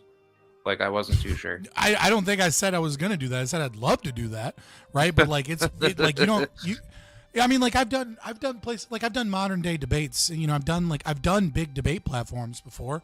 It's just you know, getting invited to those things is not a choice that I have, right? I reach out to them, but usually these people ignore me, and they don't like. Almost all of these platforms and big names are primarily concerned with clout. And so if you want me to debate bigger names, spread my name out there and like get more people in the stream and like, you know, tag people on Twitter or something. You know, you can you all can help with that, right? But as far as like, you know, getting those names, you know, I absolutely want to do that. It's just like, it's not something like every Saturday I spend my Saturdays. What I do on Saturday, even if I have the kids, because like, unless I'm out doing something with the kids, right? But I usually spend, when I don't have the kids, every Saturday, and when I do have the kids, one day on the weekend, I'm on my phone just DMing people, hoping to get something, hoping to get a bite, to see if I can get an interview or a debate or something. But it just kind of is what it is. Yeah. I like to see you on the Fresh and Fit podcast. If you like, you know, debating those idiots. Yeah, like I would love to debate, like, you know, Fresh and Fit or something like that, right? But it's just like, that's not a choice I get. You know, I can't stand those fucking show platforms. I don't like that form of entertainment. That's just me personally, but I get it. Just you know what I mean? Like a majority of people, that's their entertainment. You know, it's just I can't, like, and the stupid shit they say on there is so hilarious. But it is what it is. Yeah. Let me see. Did he hop in Discord? Or did he DM me back? Let's see. Oh, he said he's setting up. All right. Let me just check my... But yeah, what's up? What's up, Nico? Hopefully we're going to be talking to Disenthrall here in just a second. He was having some electrical issues, so we will see if he's able to get all that resolved. He said let's just kind of go for it. But I'm going to do it over my Discord instead of doing it over like normally I would have just gone to his program or something, but if I do it over Discord, I don't have to worry that like if he drops out, anything happens.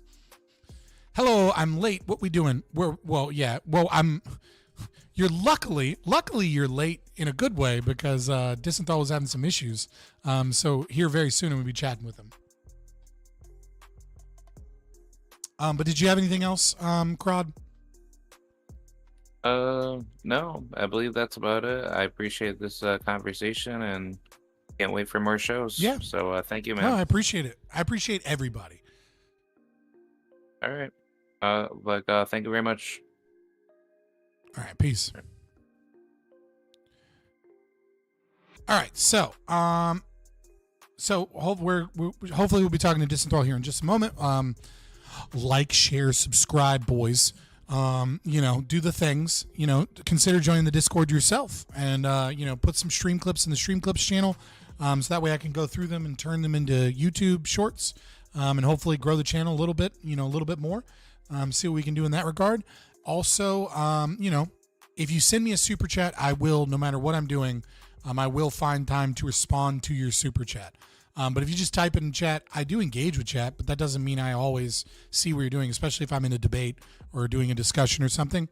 You can join channel membership for only $3.99, but all you're getting is emojis for the most part. Like, you're getting some emojis and chat. It's just another way to support me. I'm not going to lie and be like, oh, I have good content coming for you. I don't plan on doing any exclusive content. I don't like gatekeeping content, and I don't have an editor, so I can't pay someone to like help me make a ton of extra content. You know, I just normally do these live streams, and then I've got a bunch of other stuff to do in my life. Yeah, and then, you know, join me on Twitter or X or whatever if you're feeling extra spicy. I talk a lot of shit on there. While we're waiting, I do have something I want to say. Like, you know, like this is something I've been seeing on Twitter a lot too. There's this phenomena of like women who have zero concept of like how the male body builds muscle.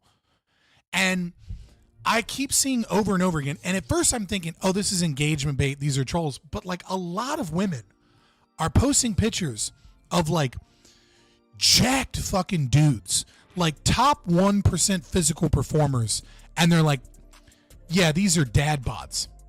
It's been something I've been seeing on Twitter. Let me find one of them. I can find one real quick.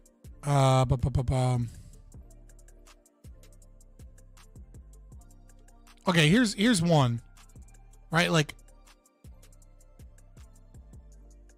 that. Like this is one of the photos that women think are like regular dad bods that you achieve by like that you can achieve by like working out a couple times a week and then like eating pizza and eating whatever you want. Here's another one that they think, or like they think this is just like a normal dad bod that you get from like eating pizza and like not counting calories and just kind of eating whatever you want, but like going to the gym every now and then. Like here's another one. It's like, yeah, this is just a regular old dad bod. Like anybody can do this if they work a construction job and eat whatever they want. And at first I'm like, this has got to be just like trolls, right? Like these are trolls. And now I'm beginning to realize like, no, like women really genuinely believe that that's like what the dad. And it got to the point where I was arguing with someone online and I showed her like we were discussing a picture and she was saying, yes, this is a dad bod that you get from going to the gym a couple times a week and kind of eating whatever. Do you know who the picture was that I showed them? Chat, I want you to guess for a second. Who do you think is the picture that I showed them? Now, I didn't show the face, okay? And I didn't show it to where they could like see much other than just like their body and shoulders and like neck.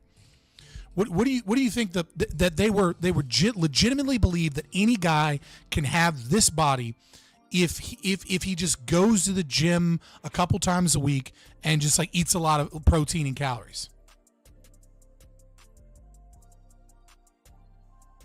Okay, you guys are so off. It's hilarious. Hapfor Bjornsson. I was showing her the world's strongest man in the world for 3 years in a row during a bulk. I was showing, or from you Game of Thrones fans, The Mountain. I was showing her the body of Hapfor Bjornsson during a bulk, and she was, and like she and a couple other girls on Twitter were like legitimately believing, yeah, you get this body from like going to the gym a couple times a week and like eating a lot of protein. Like you don't count calories. This guy like eats pizza and like, you know, just works out sometimes. Yeah, remember when like Jason Momoa was like in a bulk and a bunch of people were like, oh my God, Jason Momoa has a dad bod now. Like they legitimately believe, like the Instagram and social media has made women believe that like they don't know what a bulk is. Like when they see a dude at like, you know, 18 to 25, you know, 22, 23% body fat with a lot of muscle, they just think, yeah, that's a construction worker. You know, they don't realize that that's like a bodybuilder who's like, you know, working on his physique and is bulking. So he's getting a bunch of extra calories to build muscle. And then like, you know, 2 months later, he's going to go into a cut phase for like, you know, Hollywood or the pictures or whatever. Oh, here we go. Disenthral's in here. But isn't that fucking wild? Testing. Can you hear me? I can. I sent you a link to my show server if you'd prefer to use that. Otherwise, I can. Show server. I mean, I can use your show server. I just didn't know if you were having issues and like might drop out or something. Well, I mean, that still might happen even if we use Discord. But yeah, but if you use Discord, like I'm still fine just sitting here talking until you come back. Oh, are you streaming or what's your plan? Yeah, I'm always streaming. If I talk to people. Oh, okay. Well, it's up to you then. It's your show. Well, we can use your server. Does your server have a chroma key? Yeah. Yeah, but hell yeah, I'm going to use your server so I can get this ugly green screen away. All right, let me hop in your server. Okay. All right, I'll be there in a second. All right. You guys, I really hate having an ugly green screen behind me with Discord. I'm not lying. Let me see.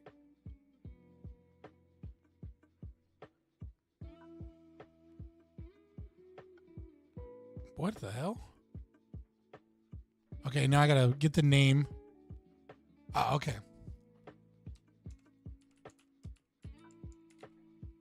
And then there's a password.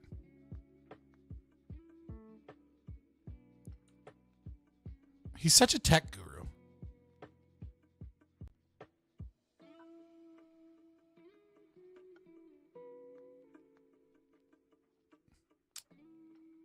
There we go. Mic check 1 2. Hey. Oh my God! Let me Why? fix your green screen. Yeah, there we go. Oh, there's like a weird lag. Oh, that's so weird. There's like a delay. A delay on what? On like just what I'm seeing or whatever. Oh, you should have a small view that's your camera. That shouldn't be a lag. And then what you see big screen is what I am recording. So let me know if this will work for you. If it won't, then. Oh, there we go. I'll just do it like this. I just cover myself up with my small screen. There we go. Oh, okay. It'll be fun. This is fun. Do you want me to stream for you? Do you want me to? It doesn't matter. What do you want? I'm already streaming. Okay. I've already been hanging out. I mean, oh, okay. Do you want me to just go big screen like this? What do you prefer? No, it's fine. Where you were is fine. It doesn't matter, man. As long as I can just see people and they can see me and there's not like a delay. That's why I just use a little pop-up. Okay. All right. Well, first of all, let me apologize for being completely tardy. Dude, you said you were having issues. It happens. The power might go out any minute, so we'll see how it goes. Do you know what's going on? Like, what are you like getting hit by a hurricane or something? No bad weather. It's chill. It's just there's outages in the neighborhood right now. Don't know. Right. Yeah, I mean, I don't have the generator hooked up, so. So basically, you are living through Atlas Shrugged right now. Lord of the Flies coming soon. No, the infrastructure is beginning to collapse because the the government and the looters and the people that don't make things have finally allowed things to degrade. I don't know. I think go wheels across America, and you'll be like, oh man, Ayn Rand was fucking right. In some parts, yeah. Texas is usually better than the rest of the country, but Wheels, the governor, the governor of Texas, not my governor, is Texas has its own insulated power grid from the rest of the country. So like the things are special here in good and bad ways. Texas is always like that, right? Like Texas is always like everything about Texas is kind of like their own unique problems and or solutions, which is kind of cool, I guess. You know, I wouldn't mind living in Texas. It's good and bad. My kids and family are here, so I mean, that's like I might when I get older go to Texas, but I miss it. I was stationed at Fort Sam Houston, and I loved San Antonio and the culture, right? Like it was really good. I mean, I hear Austin's kind of, like weird and liberal and whatnot. And I don't know that I'm necessarily about that life. But yeah, San Antonio seemed really cool. Dallas is pretty good. Dallas is like right on the line of blue and red, surrounded by a red state. I'd rather be surrounded by, look, I don't know what this says, but I'd much rather be surrounded by red state than communist. So that's why I'm not in New Hampshire. Just it's so blue up there. No thanks. I'm not, like, if things go sideways and shit hits the fan, I would rather be surrounded by Republicans than Democrats. So I don't know. Yeah, I feel like I think we can all recognize, and I think that actually gets us really well into kind of like to what I wanted to talk to you about tonight, right? Which is that we can recognize that, like, as far like the concept of less evil or more evil is a bullshit concept when it's morally unjustifiable, when it's a violation of the non-aggression principle, right? There is no lesser or greater evil when both options are violations of the NAP. But that doesn't mean that there isn't one that I prefer over the other. You know what I mean? Like, a gun to my head, do I have to choose between my wife getting killed or my wife and family getting killed? Well, like, they're both evil. They're equally evil. But like at the end of the day, I'm gonna choose my wife if I have to make a choice. If I have no capacity to not make a choice. Like if the third option of no choice is, well, with no choice we kill your family anyways. You know what I mean? Like, and it's like, okay, well, fuck it, I guess. Bye, honey, I love you. Like, you know what I mean? Like, this is horrible. I'll do what I can to survive. And I think it's similar situation with conservatives. In so far as they are less socialist and, you know, a little bit more gun-toting and a little bit safer from, you know, those situations. I don't know that that is going to hold up over the next few years, though, right? Like with populism swinging, there's always, you know, there's this Overton window concept, right? Where like the Democrats and the Republicans keep going left, getting more socialist. And it's like, yeah, but we've seen in history before that when the right goes socialist, it doesn't just follow this neat trajectory towards, you know, being the slightly less socialist left, right? There's a snapback effect of fascism that rears its head. And like, you know, I don't know. Will we see that in 10 years? Who knows? I hate the term. I think it's a shitty term. The woke right is what rises up to stop the left. It's the same sort of flavors, but in the opposite oven. Yeah. I think interesting word choice, but you know. Yeah, no, I chose it specifically. Yeah, so it's like we're getting cooked. It's like I haven't really put these words together before, so forgive me if I'm a little bit scattered. So it's for a long time, for a decade or two, the right was kind of fucking docile, and they really just wanted to be left alone, and they wanted to go to work and pay their bills and raise a family. And to be clear, we're talking about right wingers, not the GOP. Right. Yeah.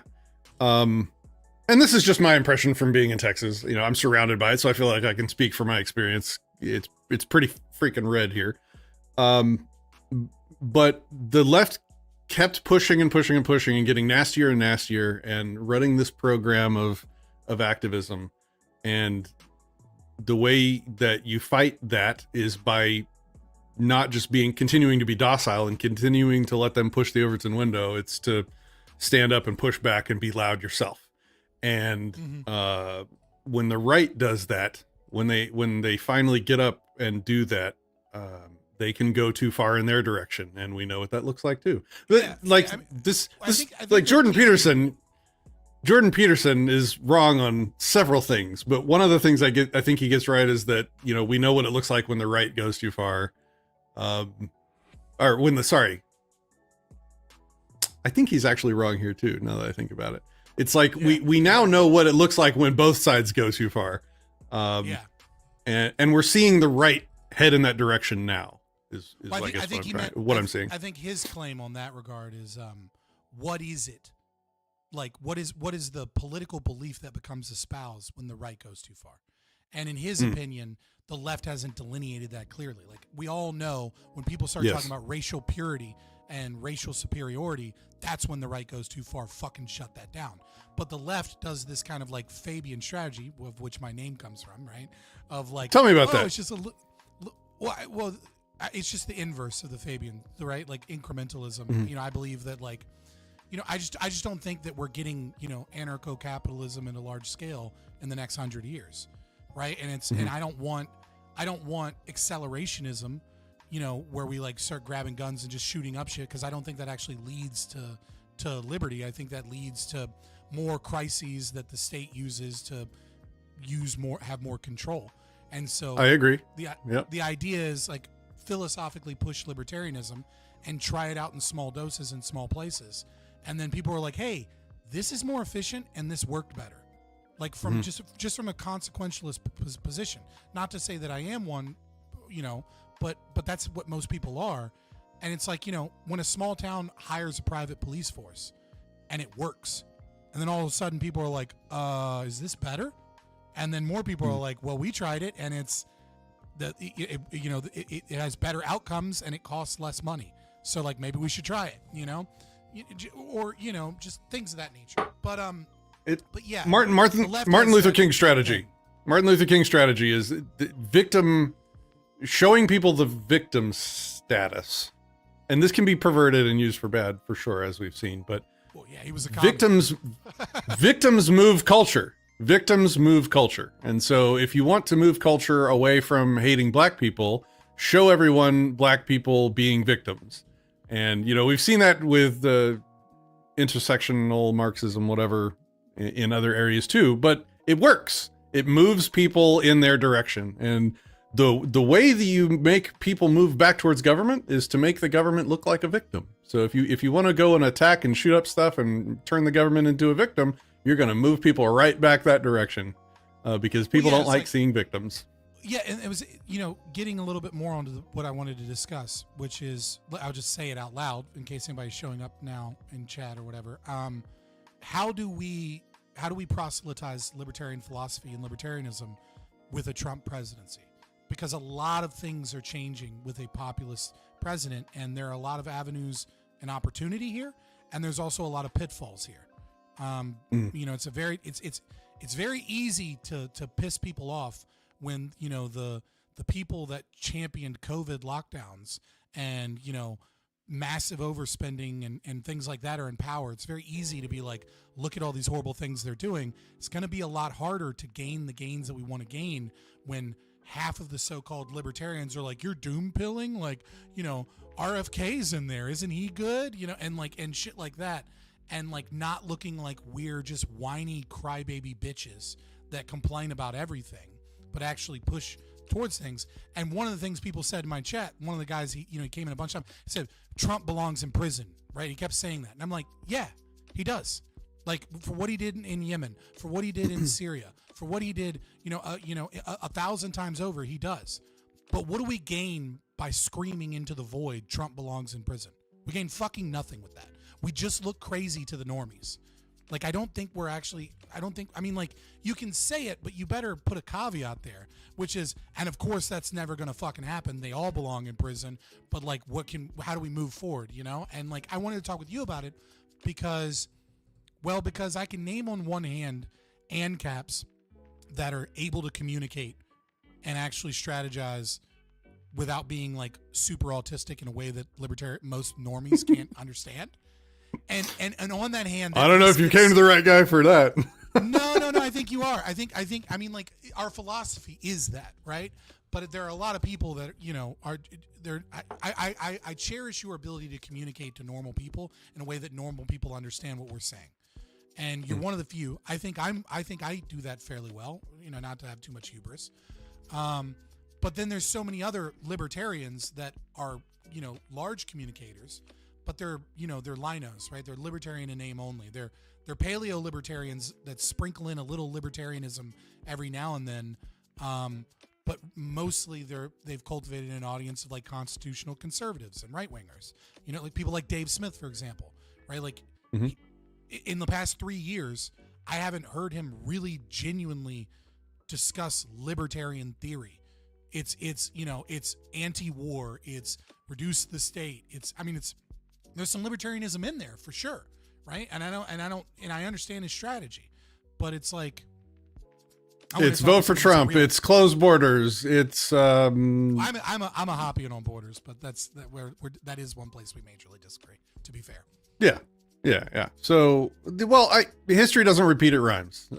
We saw Stefan Molyneux lay out this praxis that works extremely well. If you want to go from 200,000 subscribers to 2 million subscribers in less than a year, what you do is a year before a major US election, you jump in and start making arguments for one of the candidates from your audience's perspective.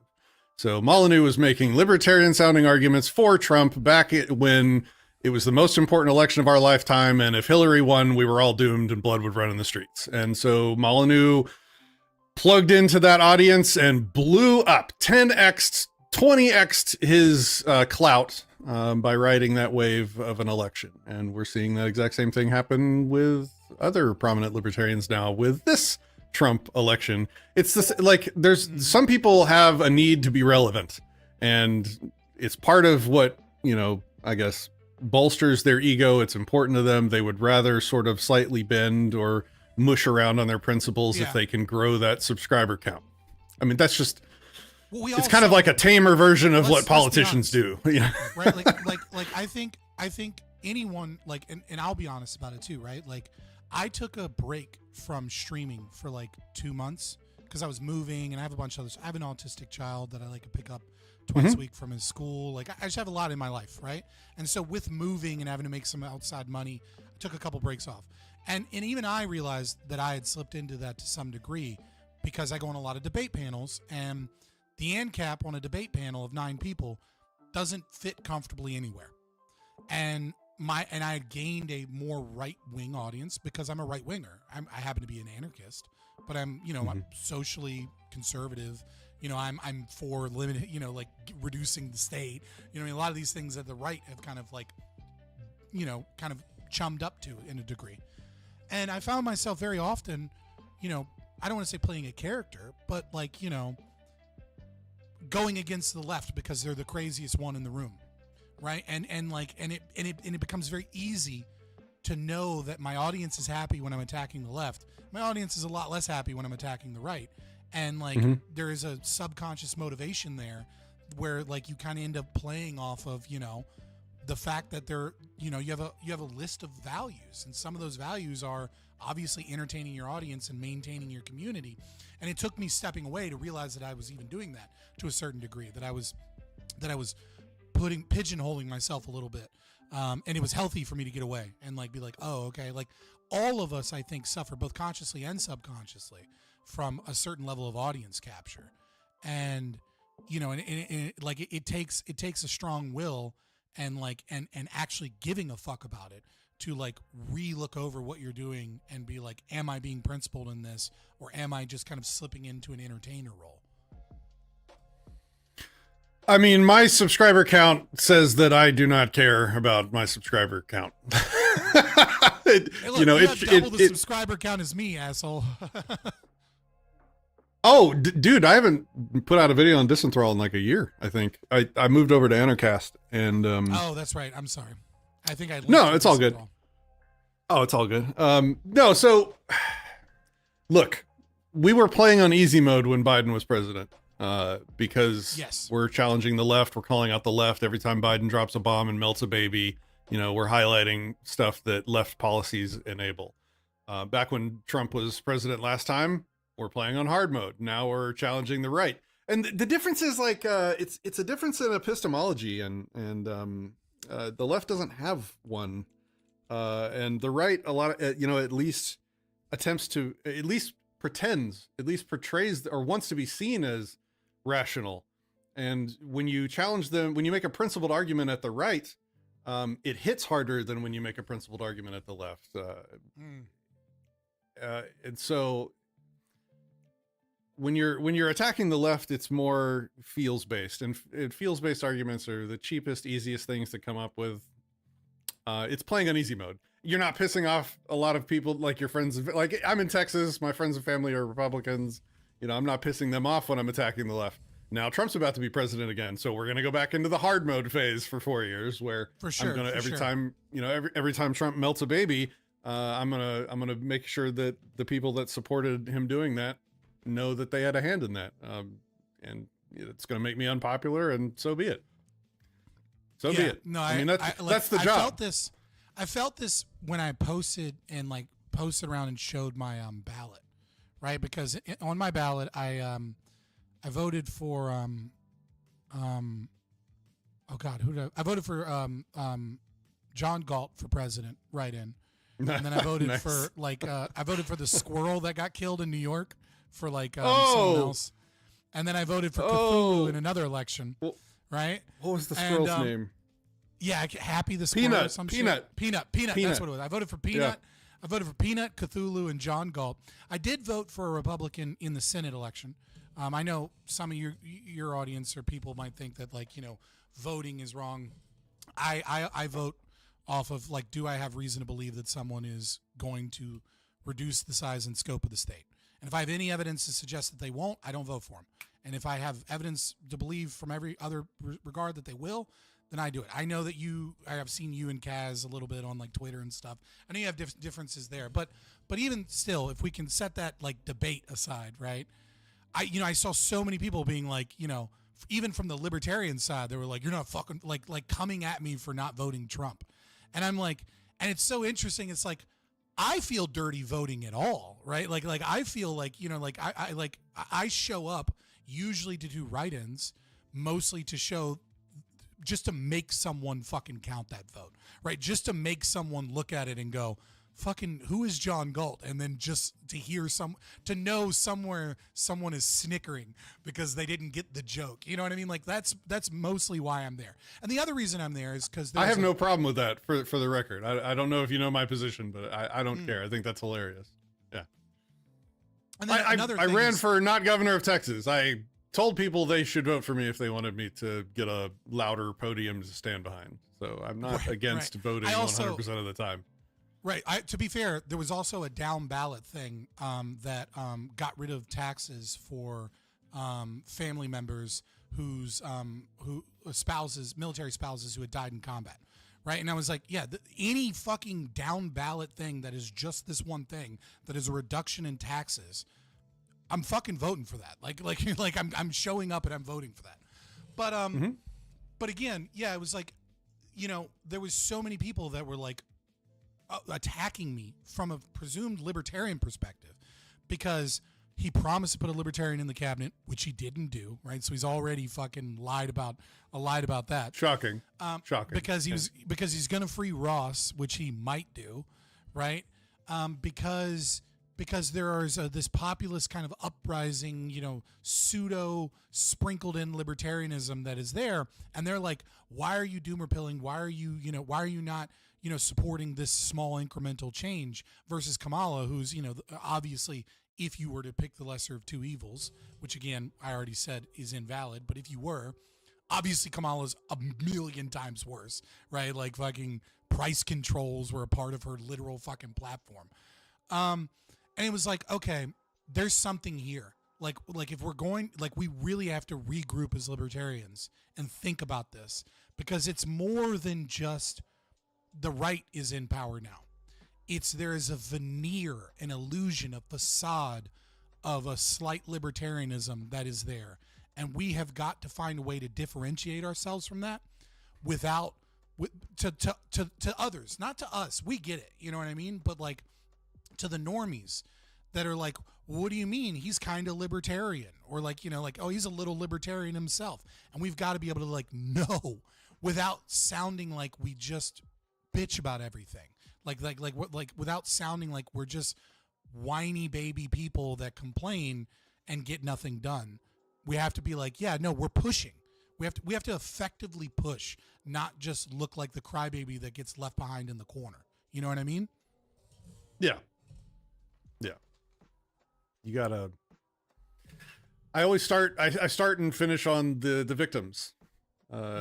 Rather than just bitch and say, oh, you know, Trump is a socialist. Like, what was there was a sign at the Libertarian convention where Trump was speaking, MAGA equals socialism, which was hilarious because it was being held by, what's his name? The New Hampshire guy.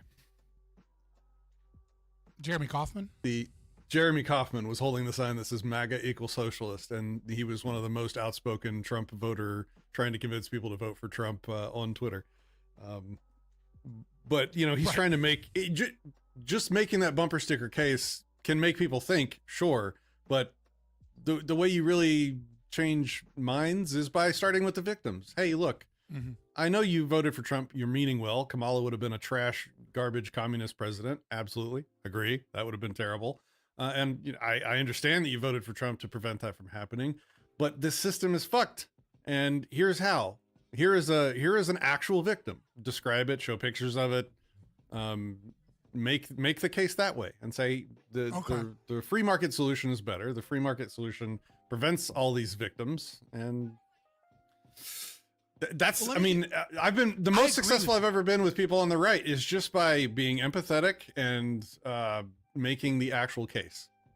My problem with that is the abstract, right? I'm terrible at talking to the left. I am dog shit at talking to the left. That is not, I haven't cracked their code because I didn't come from that pedigree. So I don't really know how they think very much. And so I'm really bad at making arguments that will land with them. But I do the right. I wake right people up all the time. I think the issue that I have with that, and I don't disagree that that's not a good strategy in maybe I don't mean to say I disagree with that strategy. What I mean is there's this other area, right? Which is all of the victims that are abstracted, right? It's hard to showcase, you know, the economic calculation problem, right? And showcase that we're all victims to, you know, a healthcare system, right? We you know, the costs of healthcare, and explaining how like certificate of need boards and like, you know, pharmacy care managers or over regulation that's supposed to protect us actually does the exact opposite and harms us. It's like, I don't disagree with you. Like when it comes to war, that's like a really simple one, right? You know, when it comes to, you know, certain policies not panning out to like fixing drug problems in a certain area. Like I agree that is a powerful means by which doing it. But like, I'll give you an example. RFK is coming in, and how it's so difficult for me to explain the victims of banning red food coloring in food. Red food coloring is poisoning us. It's in all our fucking, well, let's go with yellow, right? Like you can't, like Kraft mac and cheese is full of this shit. You have to buy like, what the hell? Okay. You have to buy like, you know, organic stuff or whatever that uses like Analetto as a food coloring source as opposed to, you know, yellow 47. It's like, that's a really difficult thing to sell to Republicans, or obviously, especially the left, even though they kind of hate him because it's him. You know what I mean? I can sell it to Republicans. I know how they think. You say stuff like, "Oh, you're a child. You still need a parent to tell you what you can and can't eat and to control everyone around you because you can't look at the ingredients list on a piece of food before you buy it and put it in your body. Oh, do you wear a diaper too? I bet you're also glad that they restrict alcohol so you can't buy it on Sunday because, gosh, you would just not be able to control yourself and you'd run out and buy liquor on Sunday because, you know, you probably, you know, wear a suck on a pacifier to help you sleep at night too, right? You pathetic, weak individual. Like that's the way that you talk to the right, is you say, look, you're asking for a nanny state. Don't complain about alcohol restrictions and teetotaler laws if you're also going to be for government controlling the food coloring, the ingredients of your food. Be a grown-up. Take responsibility for yourself. Look at the ingredients of what you buy. Stop paying for poison food if you think it's poison. Don't try and control everyone around you. Sure. Can I devil's advocate? Okay, so I'm like, no, this isn't me, right? This is regular Sure, Republican thinking cap one, right?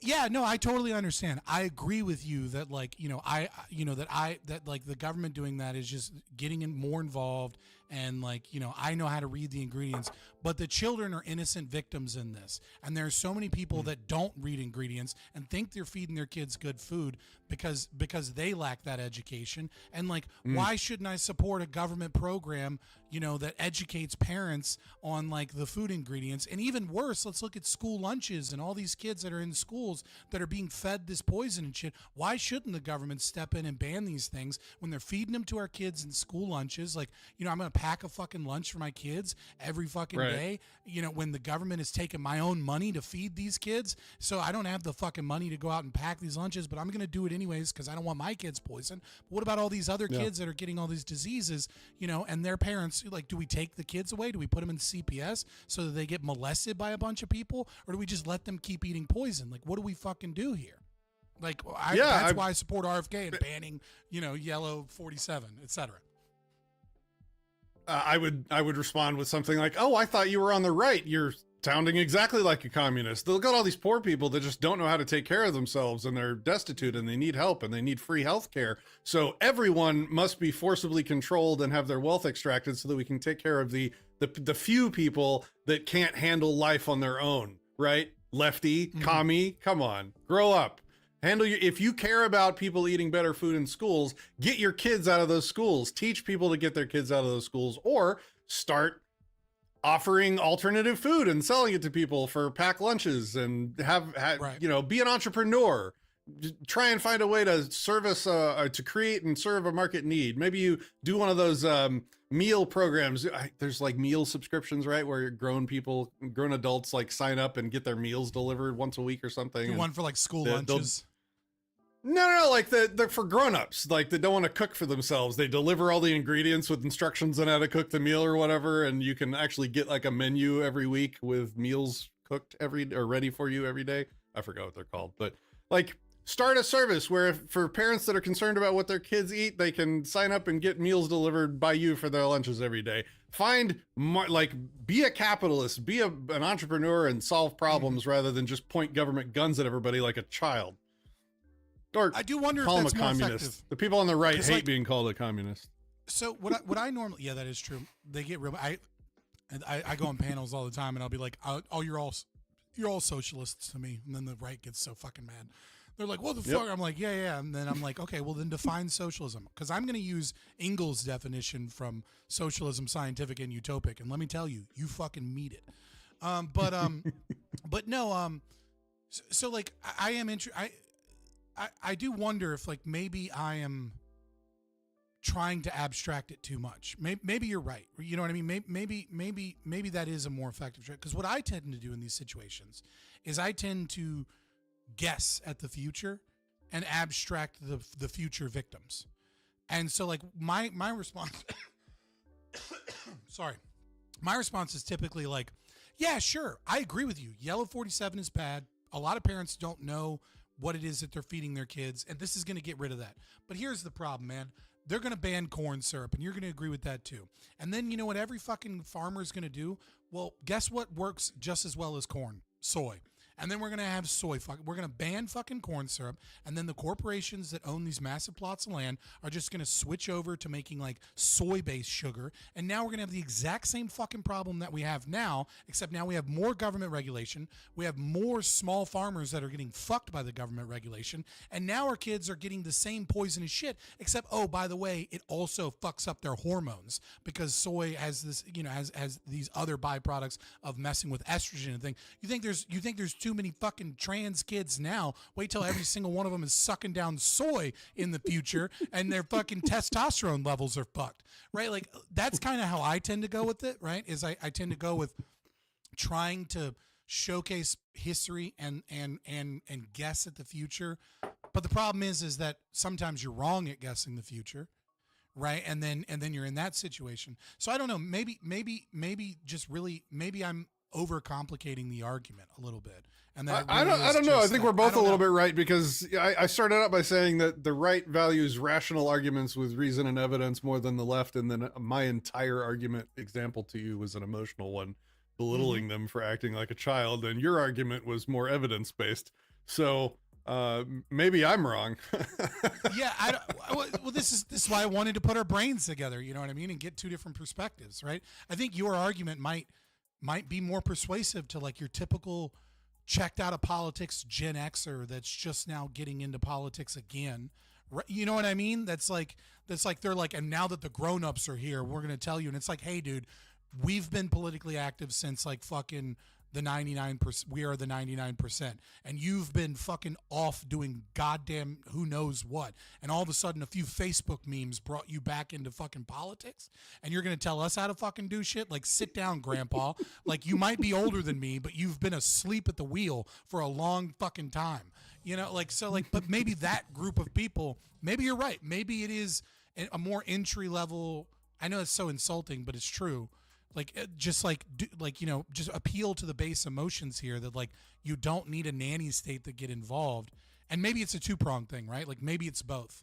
Maybe it's like appealing to that, you know, I mean, you know, the inner Gaia, the story that I gave that is also logos, and then yours, which is very pathos, you know, straightforward argument of just like, dude, do you really need the government more involved, more government programs, more government resources, more fucking investigators, more money gone from you so that you can be told what to do because you're telling me you can't read the fucking ingredients on the back of a box and give your kids what it is that they need? Yeah, exactly. All of this can be illustrated with a victim or some kind of empathetic response. Like what was the thing? So like the trope that, you know, Palestinians get bombed by Israel and that creates more terrorists. You illustrate that by saying, look, man, what if your politicians had made some dumbass calls which led another country to bomb you, and your kid got dismembered, and you were holding your child's lifeless body in your arms, are you just gonna take that on the chin and tough it up and go back to work the following morning, or are you maybe gonna get a little politically activated? Maybe in ways that might make you go and seek retribution. I wouldn't vote for Hamas, you know what I mean? But I might grab a gun, you know what I mean? I might be killing somebody. Yeah. I'm not voting in fucking literal terrorists, but fair enough. Yes. Fair enough. You're not going to sit there and do nothing. There was another thing that I wanted to talk to you about, right? Which I think is a little bit more complicated, which is there are some ideas that seem, especially to normies, very libertarian on their face. And maybe this gets a little bit hot and embedded. It's not borders, right? But it's a similar kind of situation or problem that I have with borders. And maybe we could pick apart the pieces here. But I'll give you an example of like ideas that seem libertarian in their face but backfire. And how do we engage in those discussions? And so my best example of what I mean is drug legalization in the state of Washington. It was a dismal failure, right? Like we have to admit that drug legalization completely backfired. The Democrats have even been like, we've got to reinstitute the drug war. And it's like, well, what did they do? And what we saw happen was, they basically decriminalized all drug usage in the entire state. And so on its face, that's a very libertarian idea. So what were the consequences? Well, the consequences were a bunch of transient homeless people decided to move there because now they're not going to get arrested for it. So you had an increase in drug usage on the streets from legalization. But it's not per se because the legalization did it. It's more the fact that there are 50 states and one of them you get to do heroin on the street and not get arrested for it. Then there is the fact that public property still exists.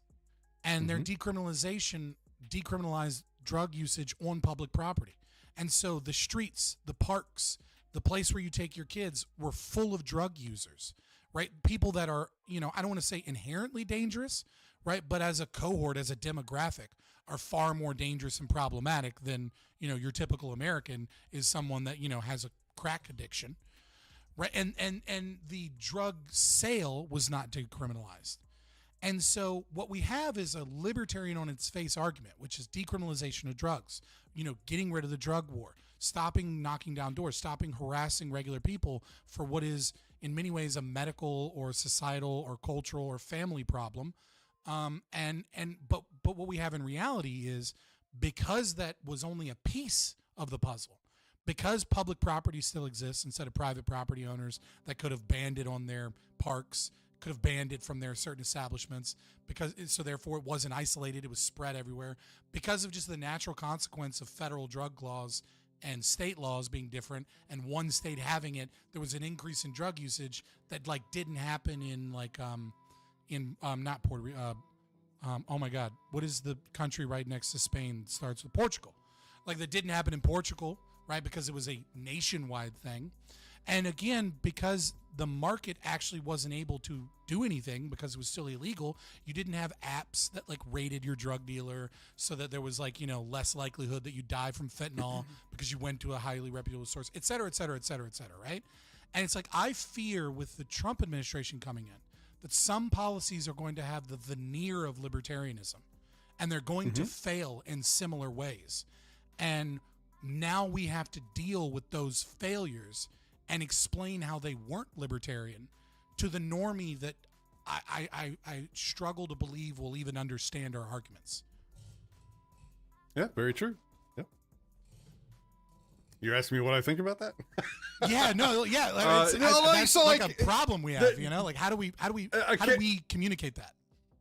A case study. We don't have to predict what's going to happen with Dodge and Elon and all that stuff when they start axing government programs. They are going to look, even if they don't actually cause any negative effects, the mainstream media is going to trump say they did. Yeah. It's gonna, I said trump sum up, but you can't use those words anymore because Trump's the president. So they're going to mix them up. They're going to craft stories constantly over the next 4 years. Every single time they axe some government agency or regulation set, the left is going to be looking for ways that they can show how that was a bad idea. So even if it doesn't happen, it's going to happen. And perception is reality, for idiots that watch the news, apparently. The thing that we can look at is Argentina. So they're down this road, and so these things that I'm saying are going to happen are already happening. The media there is already looking for all of the possible side-on, roll-on effects. I know I'm interrupting, but like most people that I know that aren't libertarians think Malay has ruined the economy there. And it's like, dude, no, all of the data shows that it's improving massively. But they're like, but the poverty increase, but the inflation rate is horrible. All these, it's like, yeah, you're looking at month-to-month inflation compared to the U.S., and you're not comparing it to the presidency before, where it was 10 times worse. Like so even normies now think that he's doing a horrible job, and that like it's going to be a failed state any day now. When I talk to the right, it's really simple. It's, look, you can't be for self-reliance and self-responsibility and also for government controlling everyone around you with guns. These are contradictory positions. If you want to lead your own life and to make your own decisions, self-determination, if you want to lead yourself instead of being treated like a little child, then you need to not take your children to the welfare park instead of the private park. Well, there is no private park. Why haven't you started one? Do you really need mommy, daddy government to make your parks for you, child? Look, like, if you want to lead yourself, you have to do it. If you want the poor fed and you're not going to have nanny government do it for you, have you started a charity? How many meals have you created to help people in need this weekend? What are you actually doing? That's what this means to live free. It's a hard message to sell, for sure. But the only people that are... The problem is that it feels like you're and I'm not trying to be an asshole here. I'm just trying to be truth above all. It feels like you're appealing to a belief that I don't think a lot of conservatives actually have. And it's like, how do we get them to have that belief? Because like when I talk to most conservatives, they have a vague notion of self-determination, for sure. But they also believe genuinely that like capitalism needs to be reined in by the state sometimes. That capitalism, like especially like pornography is a huge example, right? Where they go, yeah, if you just let capitalism go free, it'll bring us, porn in every fucking handheld device, and it has, right? And it's like, well, they believe that the government is necessary in certain domains. And it's like, I don't disagree with you that they ought feel that way, that they ought feel self-determination above all, and that their communities ought handle these problems. And I try and sell them like, an idea. I'm like, have you looked at the Bark app for your kids? Like, you can get a phone plan for $39 a month, and they'll give you a phone with the phone plan, and you can control every app. You can control who can leave voicemails. You can shut off apps. You can have recorded times. You can have GPS. You can, ban them from being able to download .apk files and all those things, to where it's basically impossible, unless your kid is a fucking, a tech guru whiz, to actually be able to get around on this device and protect them from those things. And it's like, yeah, but there's so many kids watching porn, like we have to do something about it. Like, they don't believe in that self-reliance. They believe in it sort of for themselves and their family, because they almost think of themselves the way liberals think they think about black people, which is like they're one of the good ones. Like, I'm one of the good ones. I can do that with my kids. But like, the kids are these innocent victims in all of this, and capitalism breeds this evil. And I don't know, like, it's like, I agree that your argument would work if they already had a libertarian mindset, but I don't know that most of them do. If they're on the right, they believe in things like guns and some level of freedom. And so you just point out the contradictions. Look, don't complain about porn on people's phones that has nothing to do with you, and also expect them not to complain that your magazine has more than 5 rounds in it. Like, you don't get both. Either you are free to make your own decisions even when other people disagree with them, or you're not. Which is it? Do you want to be free? Are you an entire person, or are you a child that needs to be taken care of? I'm telling you that the child argument really works well on the right. Like the people on the right, in my experience, do not appreciate being nannied, and they preach and live like they are self-owning sovereign individuals. And you show how they're being socialist crying titty babies, and it's a pretty solid argument. It's not the only one, of course, but it's my go-to, and it works. Yeah, I mean, like, I don't, yeah, I mean, if, you know, someone in chat said they'll argue for the utility of guns and the disutility of porn, yeah, I don't disagree, but I do think that you may be onto something here a little bit, which is that, you know, first and foremost, you have to bring them into contradiction of their own values that they espouse. And then maybe the follow-up arguments are kind of more along the lines of the ones I've been presenting, right? But maybe I'm skipping a step, which is, you know, kind of, you know, not necessarily Socratic method, right? But in much the same way that the Socratic method is designed to highlight your own contradictions. Maybe it is more important, first and foremost, to showcase that that the ideals that they espouse to, or the principles that they claim to hold, they don't. And then once we put them into that position, it's like, okay, well, you hold contradictions as true. You hold, like, your logic isn't there.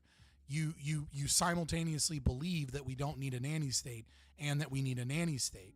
And you think that you can strike the balance between these two things, and you can't, because they're contradictory. Now let's move forward into the, you know, the consequences of state regulation and the horrors that it does, and showcase how even the things that you claim to want the nanny state to do to protect others is in fact doing the exact opposite.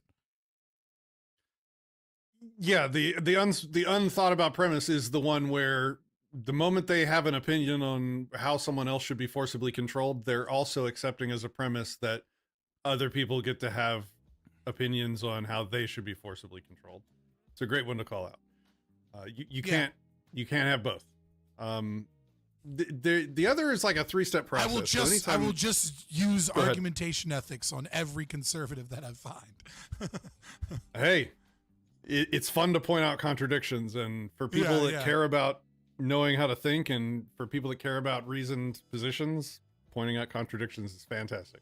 That was like my main compliment when I did my critique of argumentation ethics. It was like, look, at the end of the day, a lot of people really care about people pointing out contradictions, and so it may not be a valid argument to call somebody a hypocrite, but it works. So definitely keep doing it. I am an AE supporter as well. I forget how much we actually do disagree, but it's like it's funny how libertarianism is like that. You know, people in my chat were talking about it, you know, as well, like how much libertarians go at each other, because, like, you know, we have some disagreements, you know, potentially some voting disagreements, maybe not as much as I thought.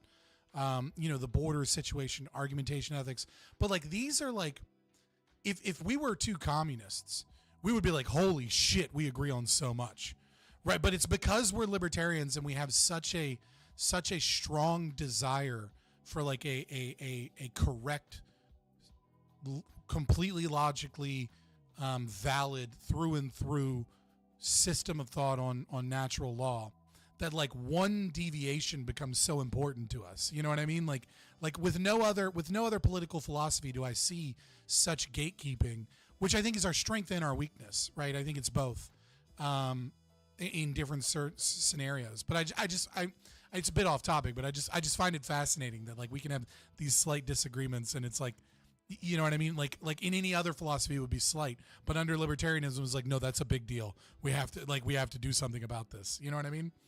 I wonder how that also conflates and works as we attempt to proselytize others, you know, and these kind of like watered down libertarianism that we will be seeing.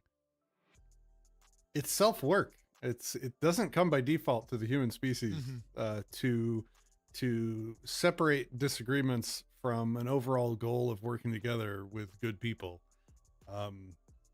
You're a good guy. I disagree with you on some fundamental philosophy. I disagree with you on some specific issues like the borders, but in general, compared to probably everyone within 5 square miles of me, we are more aligned than anyone in 5 square miles of me right now, and I'm in the middle of the city. I mean, maybe 2 square miles, let's say, because there's a lot of people in Dallas. But but even then, like it's okay to have disagreement. It's self-work, being able to calmly, empathetically, charitably critique other people's ideas, and then at the end of the day still be able to link arms and say fuck you, y'all are commies to other people, or to call out status. So I'm not always good at it, man. I fail all the time, but I think it's definitely something that we all have to learn. Like I debate with people all day long inside the Libertarian Party, but at the end of the day, like, dude, I would link arms with Dave Smith in a heartbeat against the rest of the world. Wow, he's like top 1% compared to the rest of the world. Do I think he's right on a lot of libertarian topics? Hell no. Dave is off the rails in a lot of important ways, and a lot of times I wish he would stop telling the world about libertarian principle, because he's kind of wrong on a lot of it. But that he's still better than most, and it's okay to disagree and be friends. There's a kind of a, I often say, like, you don't have to be right for us to be friends. Yeah, I mean, I actually do believe that in a way that a lot of people is shocking. And that might be because I think part of that is because there's a certain hubris, I think, that certain principled libertarians, we'll call them principled libertarians, right, as opposed to small L libertarians, right, have often, which is that I think they forget their own journey, right? I was the furthest thing from libertarian that you can possibly be at one point, right? For a brief period of time in my older teenage years, I was a Maoist Marxist Leninist. Like, you cannot get more left, like, you cannot get worse than that. I went from there to anarcho-capitalism, and it wasn't horseshoe connections either, right? I went through the whole fucking horseshoe, right? I went from that to being a little bit more like, okay, maybe I'm too radical, and then seeing Gamergate and certain things where it was like, okay, these people that I've aligned myself with are just lying about certain things. And engaging with like the state and corporations and all this other shit. Like, why are the people that I'm aligned with, the games journalists and not the people that just want to play games, right? And then I became slightly like, I left libertarian, small L as small L can get. And then I was in the army, and then I saw how government actually worked. And I was like, oh, wow, this is... like the idea that you're going to use the state to do things in a better way is insane. And then I became a minarchist, and then it was theory that dragged me all the way to ANCAP. It wasn't persuasive arguments. It was a voracious appetite to learn more. The thing that broke me, believe it or not, was Robert Murphy's chaos theory, because I was like, judicial systems can be voluntary. Like, this is a way that it can be done. Maybe not the way that I would do it, but the myth that it has to be done by the state is expelled by this book, because this is a perfectly valid way of doing it, to having an ethical, peaceable society that doesn't need a nation state to be its judges, juries, and executioner. So I think maybe it's because I was so radical before that I've never let go of the shame of that, maybe. And so when I deal with other people, I'm willing to be like, yeah, it doesn't matter where you are. I've been worse than that before.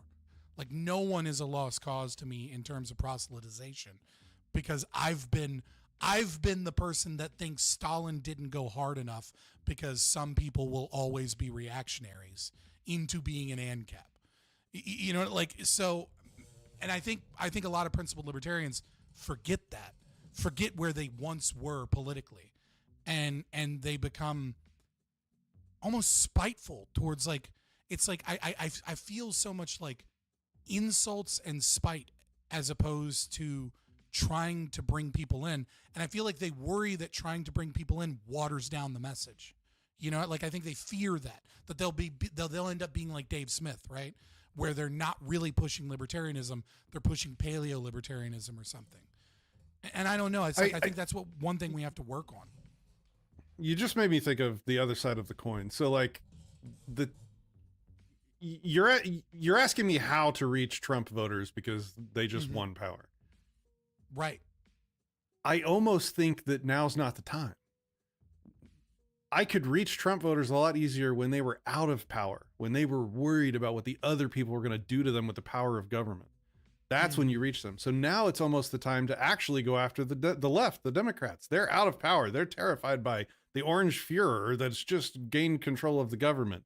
They're in a better place to wake up to the involuntary nature of the government, the coercive nature of the government, than the right. The right's just going to be like, cope, we won, suck it up. The left right now is going to be like, wow, maybe we should consider limiting the power of the government because the orange people are in charge. So maybe it's the time to approach the left more than the right. That's another thought I had. I had a thing that I used to do. This was, during, Biden's presidency, where I would talk to lefties about transgender issues specifically. And one of the things that they were talking about is, this is why we need, this is a mantra of like the left constantly, which is the need for like socialized healthcare.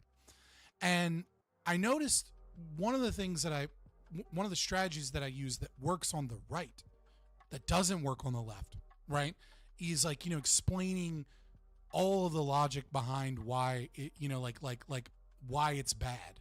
It's like, look, man, more people die per capita, 15 times more people die per capita in England under the NHS because of waiting lists than people that die because of lack of access to healthcare in America. And this is the most regulated industry in America, apart from like a few niche industries that don't have a large economic impact. Like obviously like biolabs are more regulated than healthcare. But when you talk about the amount of employees, the amount of regulations, healthcare is it. And like one of the arguments that I would use that I found was sometimes effective was like, okay, you get socialized healthcare. For the left or the right? For the left? Okay. For the left. Yeah. One of the things I would say, okay, you get socialized healthcare. Cool. What happens when Trump gets reelected and the conservatives convince him that we have socialized healthcare? Do you think they get rid of it? Do you think they undo it?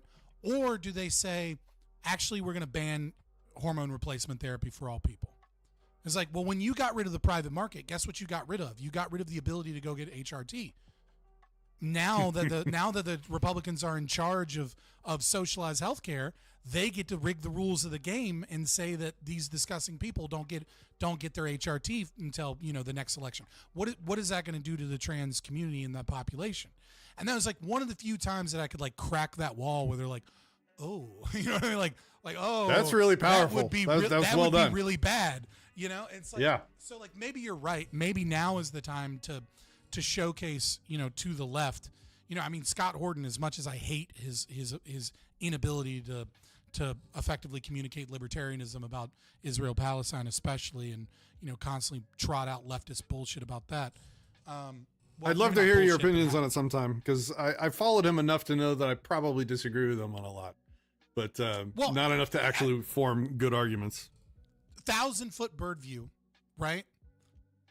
I don't think Israel is this great nation state. You know what I mean? Like, I'm an anti-state, obviously.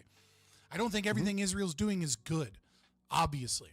But there are certain phrases and certain half-truths that Dave Smith, Scott Horton, Clint Russell, I would say people that have interviewed Scott Horton and kind of just go with what he says because Scott Horton's so knowledgeable and they're trying to debate on, without actually like reading 100 books. And what he's I never very hear assertive from them, too. It comes off very authoritative in interviews. Right. And it's like what I never hear from them ever is a libertarian solution. You never hear it said from a libertarian perspective. You never hear them say, well, you know what? We need to have a court system in Israel that goes through deeds and goes through criminal records to see who is the private property owner of homes in, the Golan Heights or sections of the West Bank, right? It's always like two-state solution. Israel bombs innocents and they're bad. And it's like, I don't disagree with that. But you hear them talk about the Nakba, but you don't hear them talk about all the riots and killings that led up to the Nakba.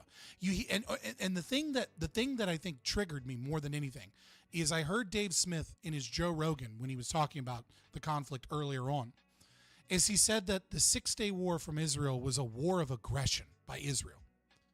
And I was like, what do you mean? Every war is a war of why are you what libertarian uses the war of aggression as opposed to a war of non-aggression? Like, what are you talking about, right?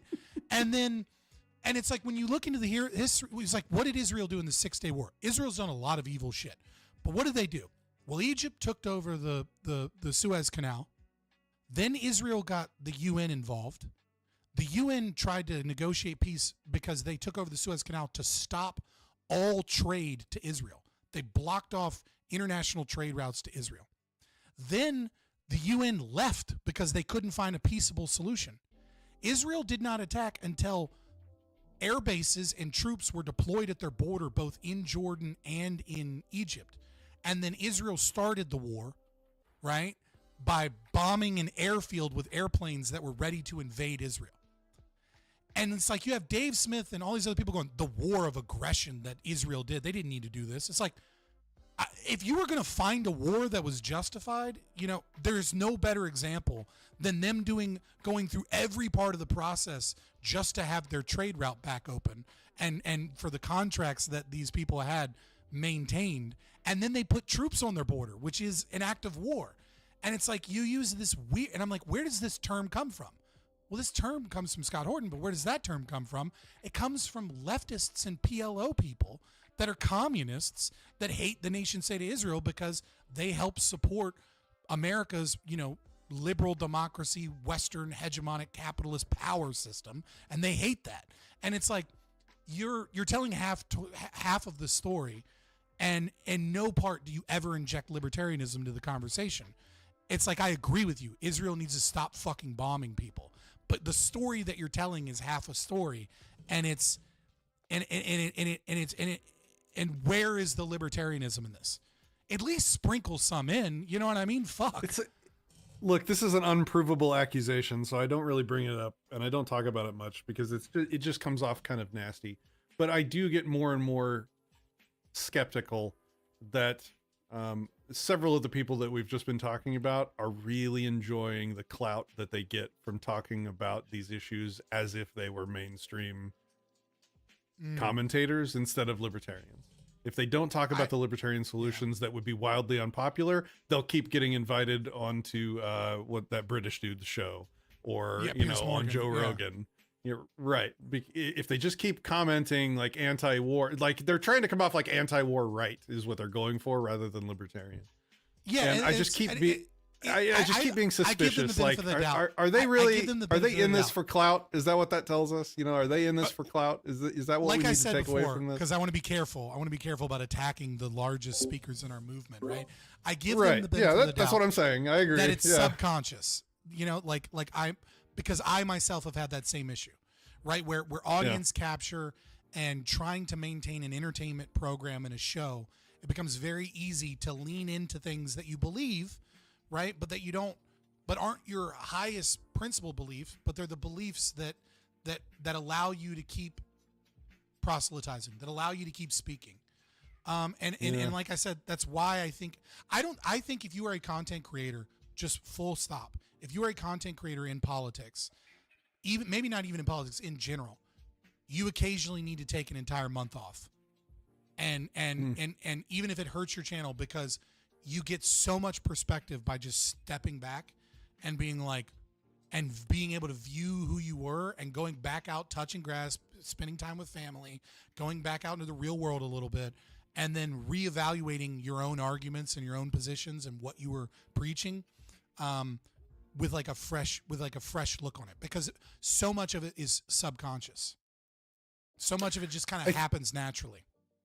I think the moment you make this your job or your income stream or the thing that you depend on to live is when the audience capture starts to happen. I could lose all of my YouTube channels tonight and it wouldn't make a lick of difference to me. And so I don't care. I'm not in it for the boys. subs. So you can super chat right now on channel membership for $3.99. Give the man a super chat. Oh, let me look. Oh, I just saw your stream. I didn't know you were just sharing it here. Oh, there. I didn't know I was. It has the Anarcast logo in the background, but now everyone can see both of us equal sized. How about that? It's fine. I was covering it up because there was like an audio video delay, so it was fine the way it is, but it's fine this way too. Oh, hey, Hey, it's your show. Yeah, it wasn't that big of a deal. Like I don't need to be front and center on my show like that. I got an ugly ass green screen. It's chill. Like I'm more here for the ideas, you know. That's just kind of, you know, I'm here for the idea. I'm here because I genuinely wanted to pick your brain about it. Now my last question to you is kind of a final thoughts thing too. But do you have any like unique insight or unique kind of situations that you think we need to focus or think about with the upcoming facade of a libertarian, like, because like with Doge and other things like that, right? It's like there's a lot of like almost libertarian stuff that's happening because populism is populism is part libertarian, part communist, part fascist, right? They all share a same element, which is that the elites, right, have created a system of control over you that is fucking you over. And so it is a unique opportunity with unique pitfalls. And I'm curious, you know, if you had any questions or if you had any statements about that in terms of like what you were like, what you thought about it or what you thought we might, you know, wondering what we might do in this position. I have just finished not making any content for 2 months straight because I've been disillusioned with the libertarian space, especially on Twitter. It's just gotten so nasty and off the rails, and I've been kind of under a rock on purpose because dude, it's just like I've been around in libertarian circles for 3 now full presidential elections, and every time it's the same situation. It's like I have to stop worrying about philosophy and stop talking to the rest of the world, and now I got to start going back in and running out the statists in the Libertarian Party and in libertarian circles, and it becomes like a drain on me to the infighting. I look, I have no problem debating people. I'm a outgoing, contentious person. I'm disagreeable. I'm like 99 percentile on Jordan Peterson's disagreeability scale or whatever. I don't mind conflict, but it does drain, like the infighting, the people's lack of ability to be friends with disagreements in the libertarian spaces drains me. And so I just, not blackpilled, that's the wrong word, just totally disengaged. I'm kind of like, fuck all these people. They don't deserve our time trying to change their mind. I'm going to mind my own business for a while. Now, that's a phase, and I specifically didn't make content during that phase because I don't think that's a healthy position or a healthy place to come from. And if I had made content, it would have just been really negative and toxic, and that's not what people need. But coming back from that, it's returning to the same principle. It's reach out with empathy to people that you disagree with. Call them on their bullshit. Be okay when people hate you for calling them on it. Be okay with people not liking you for being divisive amongst libertarian circles. Be okay with people saying that you're attacking your own side. That doesn't matter. That's part of that's what needs to happen to continue refining our ideas. Just be okay with the negativity. Find good people. Be friends with them. Work together towards freedom. Build local communities in real life. Get the fuck off Twitter, because Twitter is just a toxic place for anything. Find people local to you. Make friends, go out and do things in real life, in the real world, with people that mostly agree with you. You'll like these like me and you, for example, we have a couple pointed disagreements, which we've talked about, but our only interaction with each other ever has been online or on a video chat like this. So our relationship is pretty superficial, let's say. That's not meant as an insult. It's just a description compared to the relationships of people out in the world that, you know, I'm going to go hang out with. We have a superficial relationship. So there's no sunk cost into our relationship. So it's very easy to just burn the whole fucking bridge because you had a bad take on borders that one time. And I try and teach people to not do that as easily. Unless there's a sign of disingenuousness. Like if there's disingenuousness, then they're a bad actor and you need to cut them off. Anyway, this is like psychology analytics time with Patrick. I apologize. No, don't apologize. I I love the psych talk. I went to grad school for counseling. That's actually my area of expertise is psychology. Weirdly enough, you would think as a libertarian it'd be like I went to school for economics or something, but nope. That's just like I don't get to talk about it that much because what does a libertarian audience want to hear is not usually psych talk. But I would say the greatest thing I've ever done for libertarianism is not anything that I've ever done with the LP, not anything that I've ever done online, on Twitter, with my channel, with my Discord. The greatest thing I've ever done for libertarianism is my younger sister who's about to go to college. I have helped her through a rough family situation. I'll just say this, my dad and her mother, she's my half sister. My dad and her mother are still alive and they still are great. And they have one kid and the other kid is being raised by their grandmother. My grandmother, as well, who is a critical theorist sociologist. Okay. And I have, through many conversations and talks, made her into a libertarian. That is the greatest thing I've ever done for libertarianism, period. Wow. I don't know how you did it. This is how libertarian she is. She had a school project in her senior year just recently where they had to create a political party that doesn't exist, right? Okay. And so she called me for advice because her political party that she created without my input was calling for details was a party called Radical Libertarianism. And what they were going to do is they were going to use state subsidies to subsidize companies and use tax money to subsidize companies that would replace it was a made up political party. So it couldn't be libertarianism. It had to be something else. So she was like, what I'll do is I'll use tax money and funnel it to companies to do things like be a private competitor to the FDA. And then our goal is to then destroy the FDA by having a market built that is going to be able to have multiple companies that are in competition against it, and then we get rid of it. But we utilize state subsidies so that we can have companies that grade people's food, etc.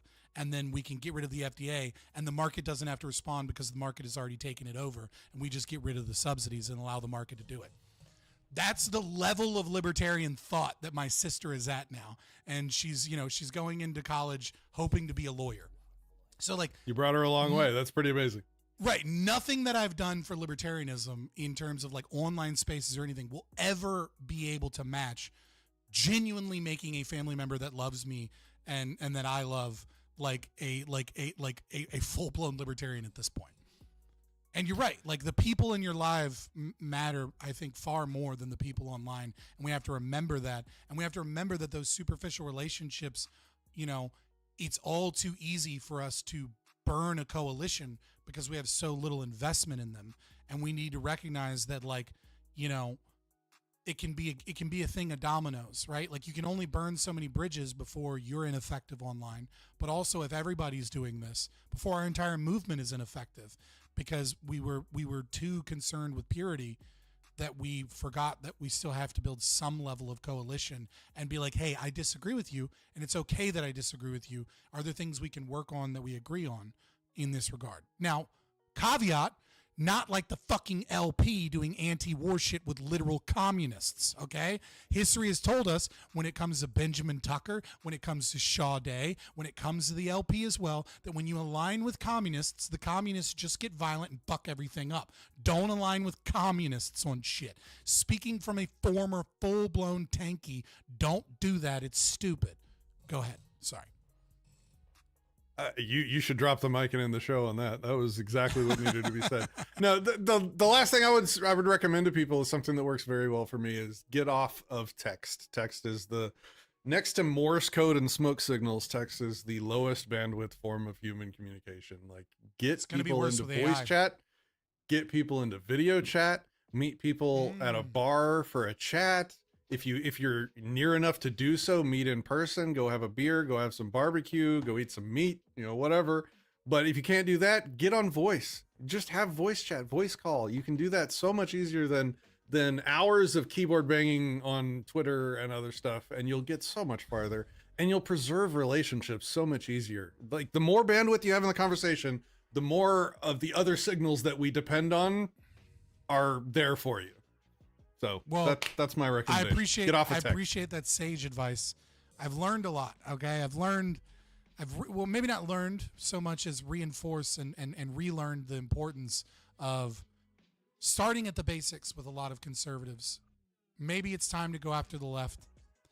You know, showcase the contradictions and the values they have before you get into complicated abstract reasoning with people. Because if you don't start at the beginning of the pyramid, the top of the pyramid is bound to crumble. And, you know, meet real people, forge real relationships, and, you know, focus on victims that you can point out and that you can showcase, and focus a little bit on empathy. And maybe, you know, you can have a coalition on specific issues and recognize that, you know, the LP is not libertarianism, the adjective, and libertarianism, the adjective, is not libertarianism, the noun, and the liberty movement is not libertarianism, the noun or the adjective. These are all different things, and that we align sometimes and we conflict others, but like ultimately forge real relationships and keep working with people close to you. And I think those are good messages on what we ought do as libertarians as a strategy under the Trump administration, under this new veneer of pseudo-libertarianism, and dealing with a lot of these changes in how the state is going to fuck us under a new banner. Yeah, I think. Thank you. Let me get your opinion. Okay, yeah. Unless you're trying to end it, but I have one question. Dude, for I you. do like 7-hour streams regularly. I'm a live streamer more than I am anything. Like going long is not a thing for me. I have a plan to correct for the libertarian sort of Trump voting idiocy that happened recently. And I'm not sure if it's toxic, or I mean, I know it's toxic, but I'm not sure if it's constructively or destructively toxic. So I want to get your opinion. I had a long chat with Larkin Rose about this, and he's like, do it now. But so we wait till Trump takes power. I've never spoken to Larkin Rose. I would like to. If you could link me up sometime, I'd love to chat. Sure, yeah, he's a chill guy. He's very genuine. He'll never say something he doesn't believe, and he will tell you what he thinks. It's great. Yeah, I've seen a lot of his content. I've just never. Yeah, but go ahead. Okay, so we wait for the inevitable Trump body count or Trump victims that are definitely coming. There's no question that at some point he's going to drone bomb somebody, or, you know, institute some kind of regulation that coerces people and has victims. Yeah, tariffs are going to work out great. Then we put out a meme, and at the top it shows the victims, either the bodies or the, you know, victims of the tariffs or the statistics of whatever results from that. And at the bottom we put pictures of all the people on Twitter that supported Trump getting office and grabbing that power to do those things. And we say, brought to you by these people that aren't actually libertarians, or something to that effect. Like co-signed by Dave Smith, Trump tariffs, Trump drone child corpses, brought to you by Trump voting libertarians. Just to sort of highlight for the world that these people that are speaking for us aren't actually. They're compromising their principles in doing so. What do you think? The problem, there's a major problem here, which is that it's the parasocial relationship. And so because so many people have strong online followings, I think you're going to turn away more people than you bring in. I think, however, that is a great fucking idea if it's tweets or messages from, let's say, Michael Heiss or Angela McArdle. And the reason is because these people are political entities first, parasocial online relationships second. If you go after somebody like Dave Smith, what you're going to do is you're going to get a whole ton of libertarians that, like, just because it's against them, they're going to bring up like, he only supported him because of blah, blah, blah. Like, it's never going to resonate with them, because the parasocial relationship is not something you can deconstruct with a meme. But there are figures in terms that you can do that with that don't have that same strength but have similar clout because of their position within the LP. I think that works showing the LP's failure by like not supporting a true libertarian candidate and like fucking up and having Chase Oliver, who's like a prag lefty culturally, and then like having meetings with Trump and being like, we're going to be kingmakers. Like you could destroy Angela McArdle and Michael Heiss with that. But I don't think you're going to have any significant impact, positive and likely more negative and infighting against somebody like Dave Smith, who has, or even Jeremy Kauffman, who has a large online following, who say shit like based every time he says something that's like out of this world. You know what I mean? Like, oh, the poor people should die, based. And it's like any libertarian that saw that tweet from Jeremy Kauffman, right? Where he said that if Ethiopians can't afford food, then they should die. Or that if someone can't afford healthcare, then they should die. That is an ought claim that someone ought to starve. And it's like, no, any libertarian would go, no, I recognize we need to get rid of U.S. aid. I recognize that taxation is not the way to solve this. But like, you're not a bad person because you adopted an Ethiopian child so that they don't starve, right? Like, you're a fucking saint, all right? Like, you're a good person. But you have a horde of people that are like based. You're not a real libertarian, blah blah, right? Like you try that against them, you're trying to win a meme war against people that are masters at memes with a larger audience than you. It's not going to fucking work. It's just going to get toxic. But I do think that would work against somebody like Angela McArdle or something. Just being honest, that's good my feedback. No, it's good feedback. I appreciate it. Yeah, I might still do it, but that's good feedback. I mean, let's be honest. Twitter following happens from negative engagement, right? And the whole LP&H strategy is negative engagement, so that the few libertarians will move there, and anybody that would be offended by what they say will be turned off. I actively say that I understand the strategy. I don't like it. I hate it. I hate the strategy because it's cutting off a foot to save the other. I'm talking out of both sides of my mouth here, and I see it, and I don't like it, but I don't know how to engage on. I don't think there's a way to engage positively, constructively, and charitably on Twitter. So, like on one side of my mouth, I'm saying be charitable, be respectful. Well, I'm just saying, like, out of one side of my mouth, I'm saying, like, be charitable, don't burn bridges with everybody just because you disagree with one issue. But then I'm like, okay, on Twitter, here's how we engage in the most drastic, nasty way possible. Let's meme on Dave Smith co-signing drone bombed. Well, it's like I'm literally saying two different things. I don't like that. There's a serious, getting back to psychology, there is a serious problem. It's worse on Twitter than it is on other platforms, but it is true on nearly every platform. YouTube is probably the least, because YouTube's gotten really good at quote unquote meaningful engagement, and it's because it's long form content. They can tell when someone likes something versus when someone is just engaging because they're angry, right? It's easier because the shorter form the content is, the worse the problem is, what I'm saying, right?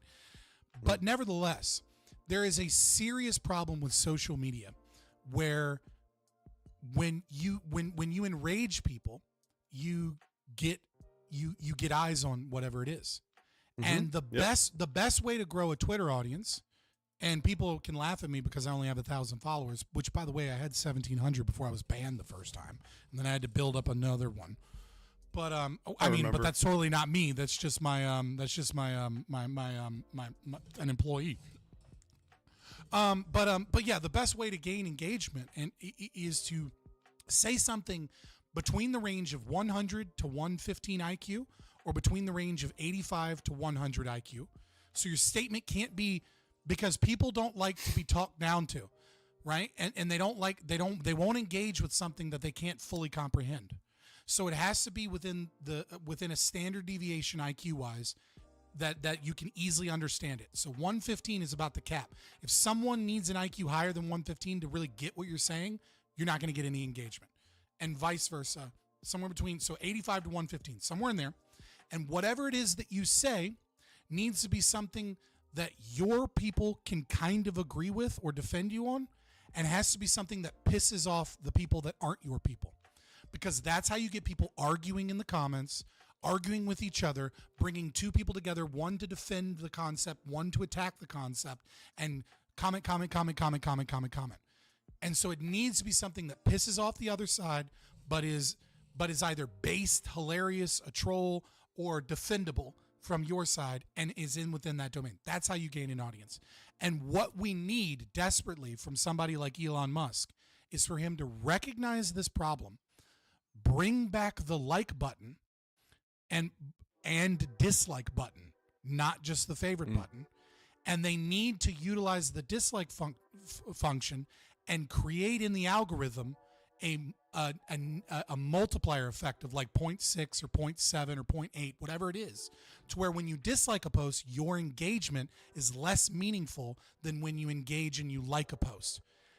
Because we need an algorithm that isn't specifically feeding rage bait to everybody. And it's scary because what I'm talking about is controlling online speech and controlling human behavior with behavioral nudging, which is something you absolutely don't want the government involved in. That is the scariest thing. And it's even scary, too, to have corporations involved.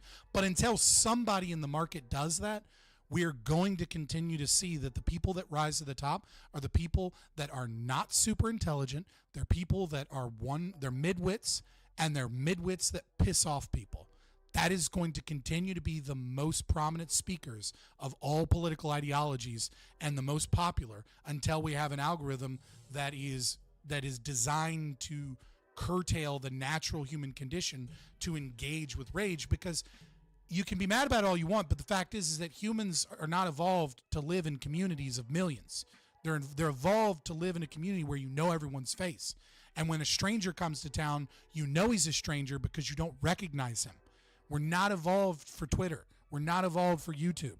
These are great tools, but we have to have people that compete with other ways of utilizing human behavior in those tools. Because as of right now, almost every single one of them is designed to enrage because it gets clicks. You got to figure it out. You're spitting fire, man. It's good stuff. So what I'm learning is like, you need to, if you want to have genuine conversations, get people the hell off Twitter, get them over to voice, get them over to video chat. And for the rest of it, just be toxic as hell, because that's how you get reach. I mean, that's literally what you need to do if you're interacting on Twitter and you want to get your message out. You just have to be toxic and nasty and follow some of the rules that you just we play the game about. Right? Like in my that's chat, ass. like play the game. That's ass. I really hate the game. Yeah, I resent the game too, but I am toxic on Twitter, and I try to be toxic nowhere else. And it's because it's like it works on Twitter a little bit. I don't try to be overly toxic. I try to bridge the balance even on Twitter, but that is where I'm most toxic, because it gets clicks. And it's like sometimes you have to trigger people in order to get a conversation. And then you funnel them over here, and we have like long form, non-toxic conversations. And you hope that, you can kind of bridge that gap. It's unfortunate, but at the end of the day, if you don't play the game, you lose. I really hate that, but you are not wrong. I would just say, don't be disingenuous. Be as toxic as you need to be to get like Jeremy Kaufman, man. With you. Kaufman cracked this code, man, years ago. He's really, really good at getting engagement on social media. I think your example was a perfect example of that going too far when he actually made it a prescription that people ought starve. That was absurd and the absolute wrong thing he needs to be doing. But yeah. I mean, more often than not, he's great at like triggering lefties and then making a conversation out of it. But hey man, it was really nice. Hopefully your electrical issues seem to have, knock on wood, my desk is actual wood, seems to be doing okay tonight. Hopefully it does better. Hopefully the situation is resolved. It was great talking to you. I'm very sorry I was late. It was a pleasure talking with you. Happy to do it again. Yeah. Check him out on Disenthrall, but mostly check him out on Anarcast. That's where he's actually doing content. I mistakenly put Disenthrall in the description because that's where I knew him from. But check them both out because there's a lot of good content on both. And especially, like readings of, if you only check out one thing, check out his reading of letters from Ross Ulbricht, right? Because that's something that more people need to see and listen to. And, it's a great, great introduction into his community and beliefs. And he's a great guy and you should check him out. and follow him on Thanks, Twitter man. as well. I appreciate it. I hope you blow way past your old sub record very soon. Yeah. Well, I'm on a new platform. I had to get off Twitch, man. Twitch is too dangerous. Like, you can't say anything without censorship on Twitch. Where are you now? I'm on YouTube. YouTube is not as bad as as Twitch. Yeah. I mean, I still have a Twitch account. Well, thanks, man. But you know, all right. Peace, brother. Take it easy.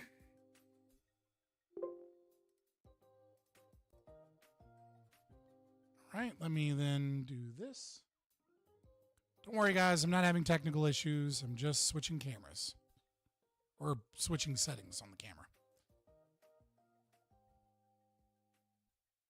Disenthal's a stand-up guy. Well done. Yeah, Disenthal's great content, great guy. I mean, you said, we have some disagreements, but they're very minor disagreements. They seem, I wouldn't, they're major disagreements as far as libertarians are concerned.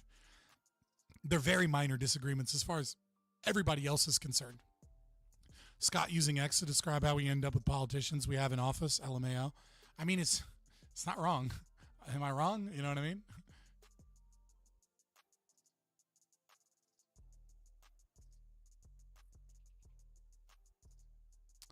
I don't have anything else planned for tonight. I don't know what I'm going to do tomorrow. There's some stuff I've been sitting on, waiting to react to. So we might do some reaction stuff tomorrow. But if you have something else you want to do, let me know. DM me, add me on Discord. Obviously, I have to pick up my son tomorrow. So I'll be I'll be gone for a little while. We'll probably start around like 7 p.m. Yeah, it was really fun. I appreciate you guys a lot. I'm going to hop out of here, but make sure you like, share, subscribe. That helps. Put clips into the stream clips section on Discord. If you join the Discord and part of the conversation, that helps without having to spend any money. I'm definitely going to, here in the next couple days, work on making some YouTube shorts out of those. I've got like a good pile of them now, so I can, I want to experiment with utilizing some online programs that make it a little easier, that are specifically made for just for making YouTube shorts. They're like some programs that just are easier than just utilizing actual editing software, which I know how to use and do, but it just takes longer. If you want to see me be toxic, like we said, join the Twitter or the X, and I will see you guys in Discord, or I'll see you tomorrow. Peace.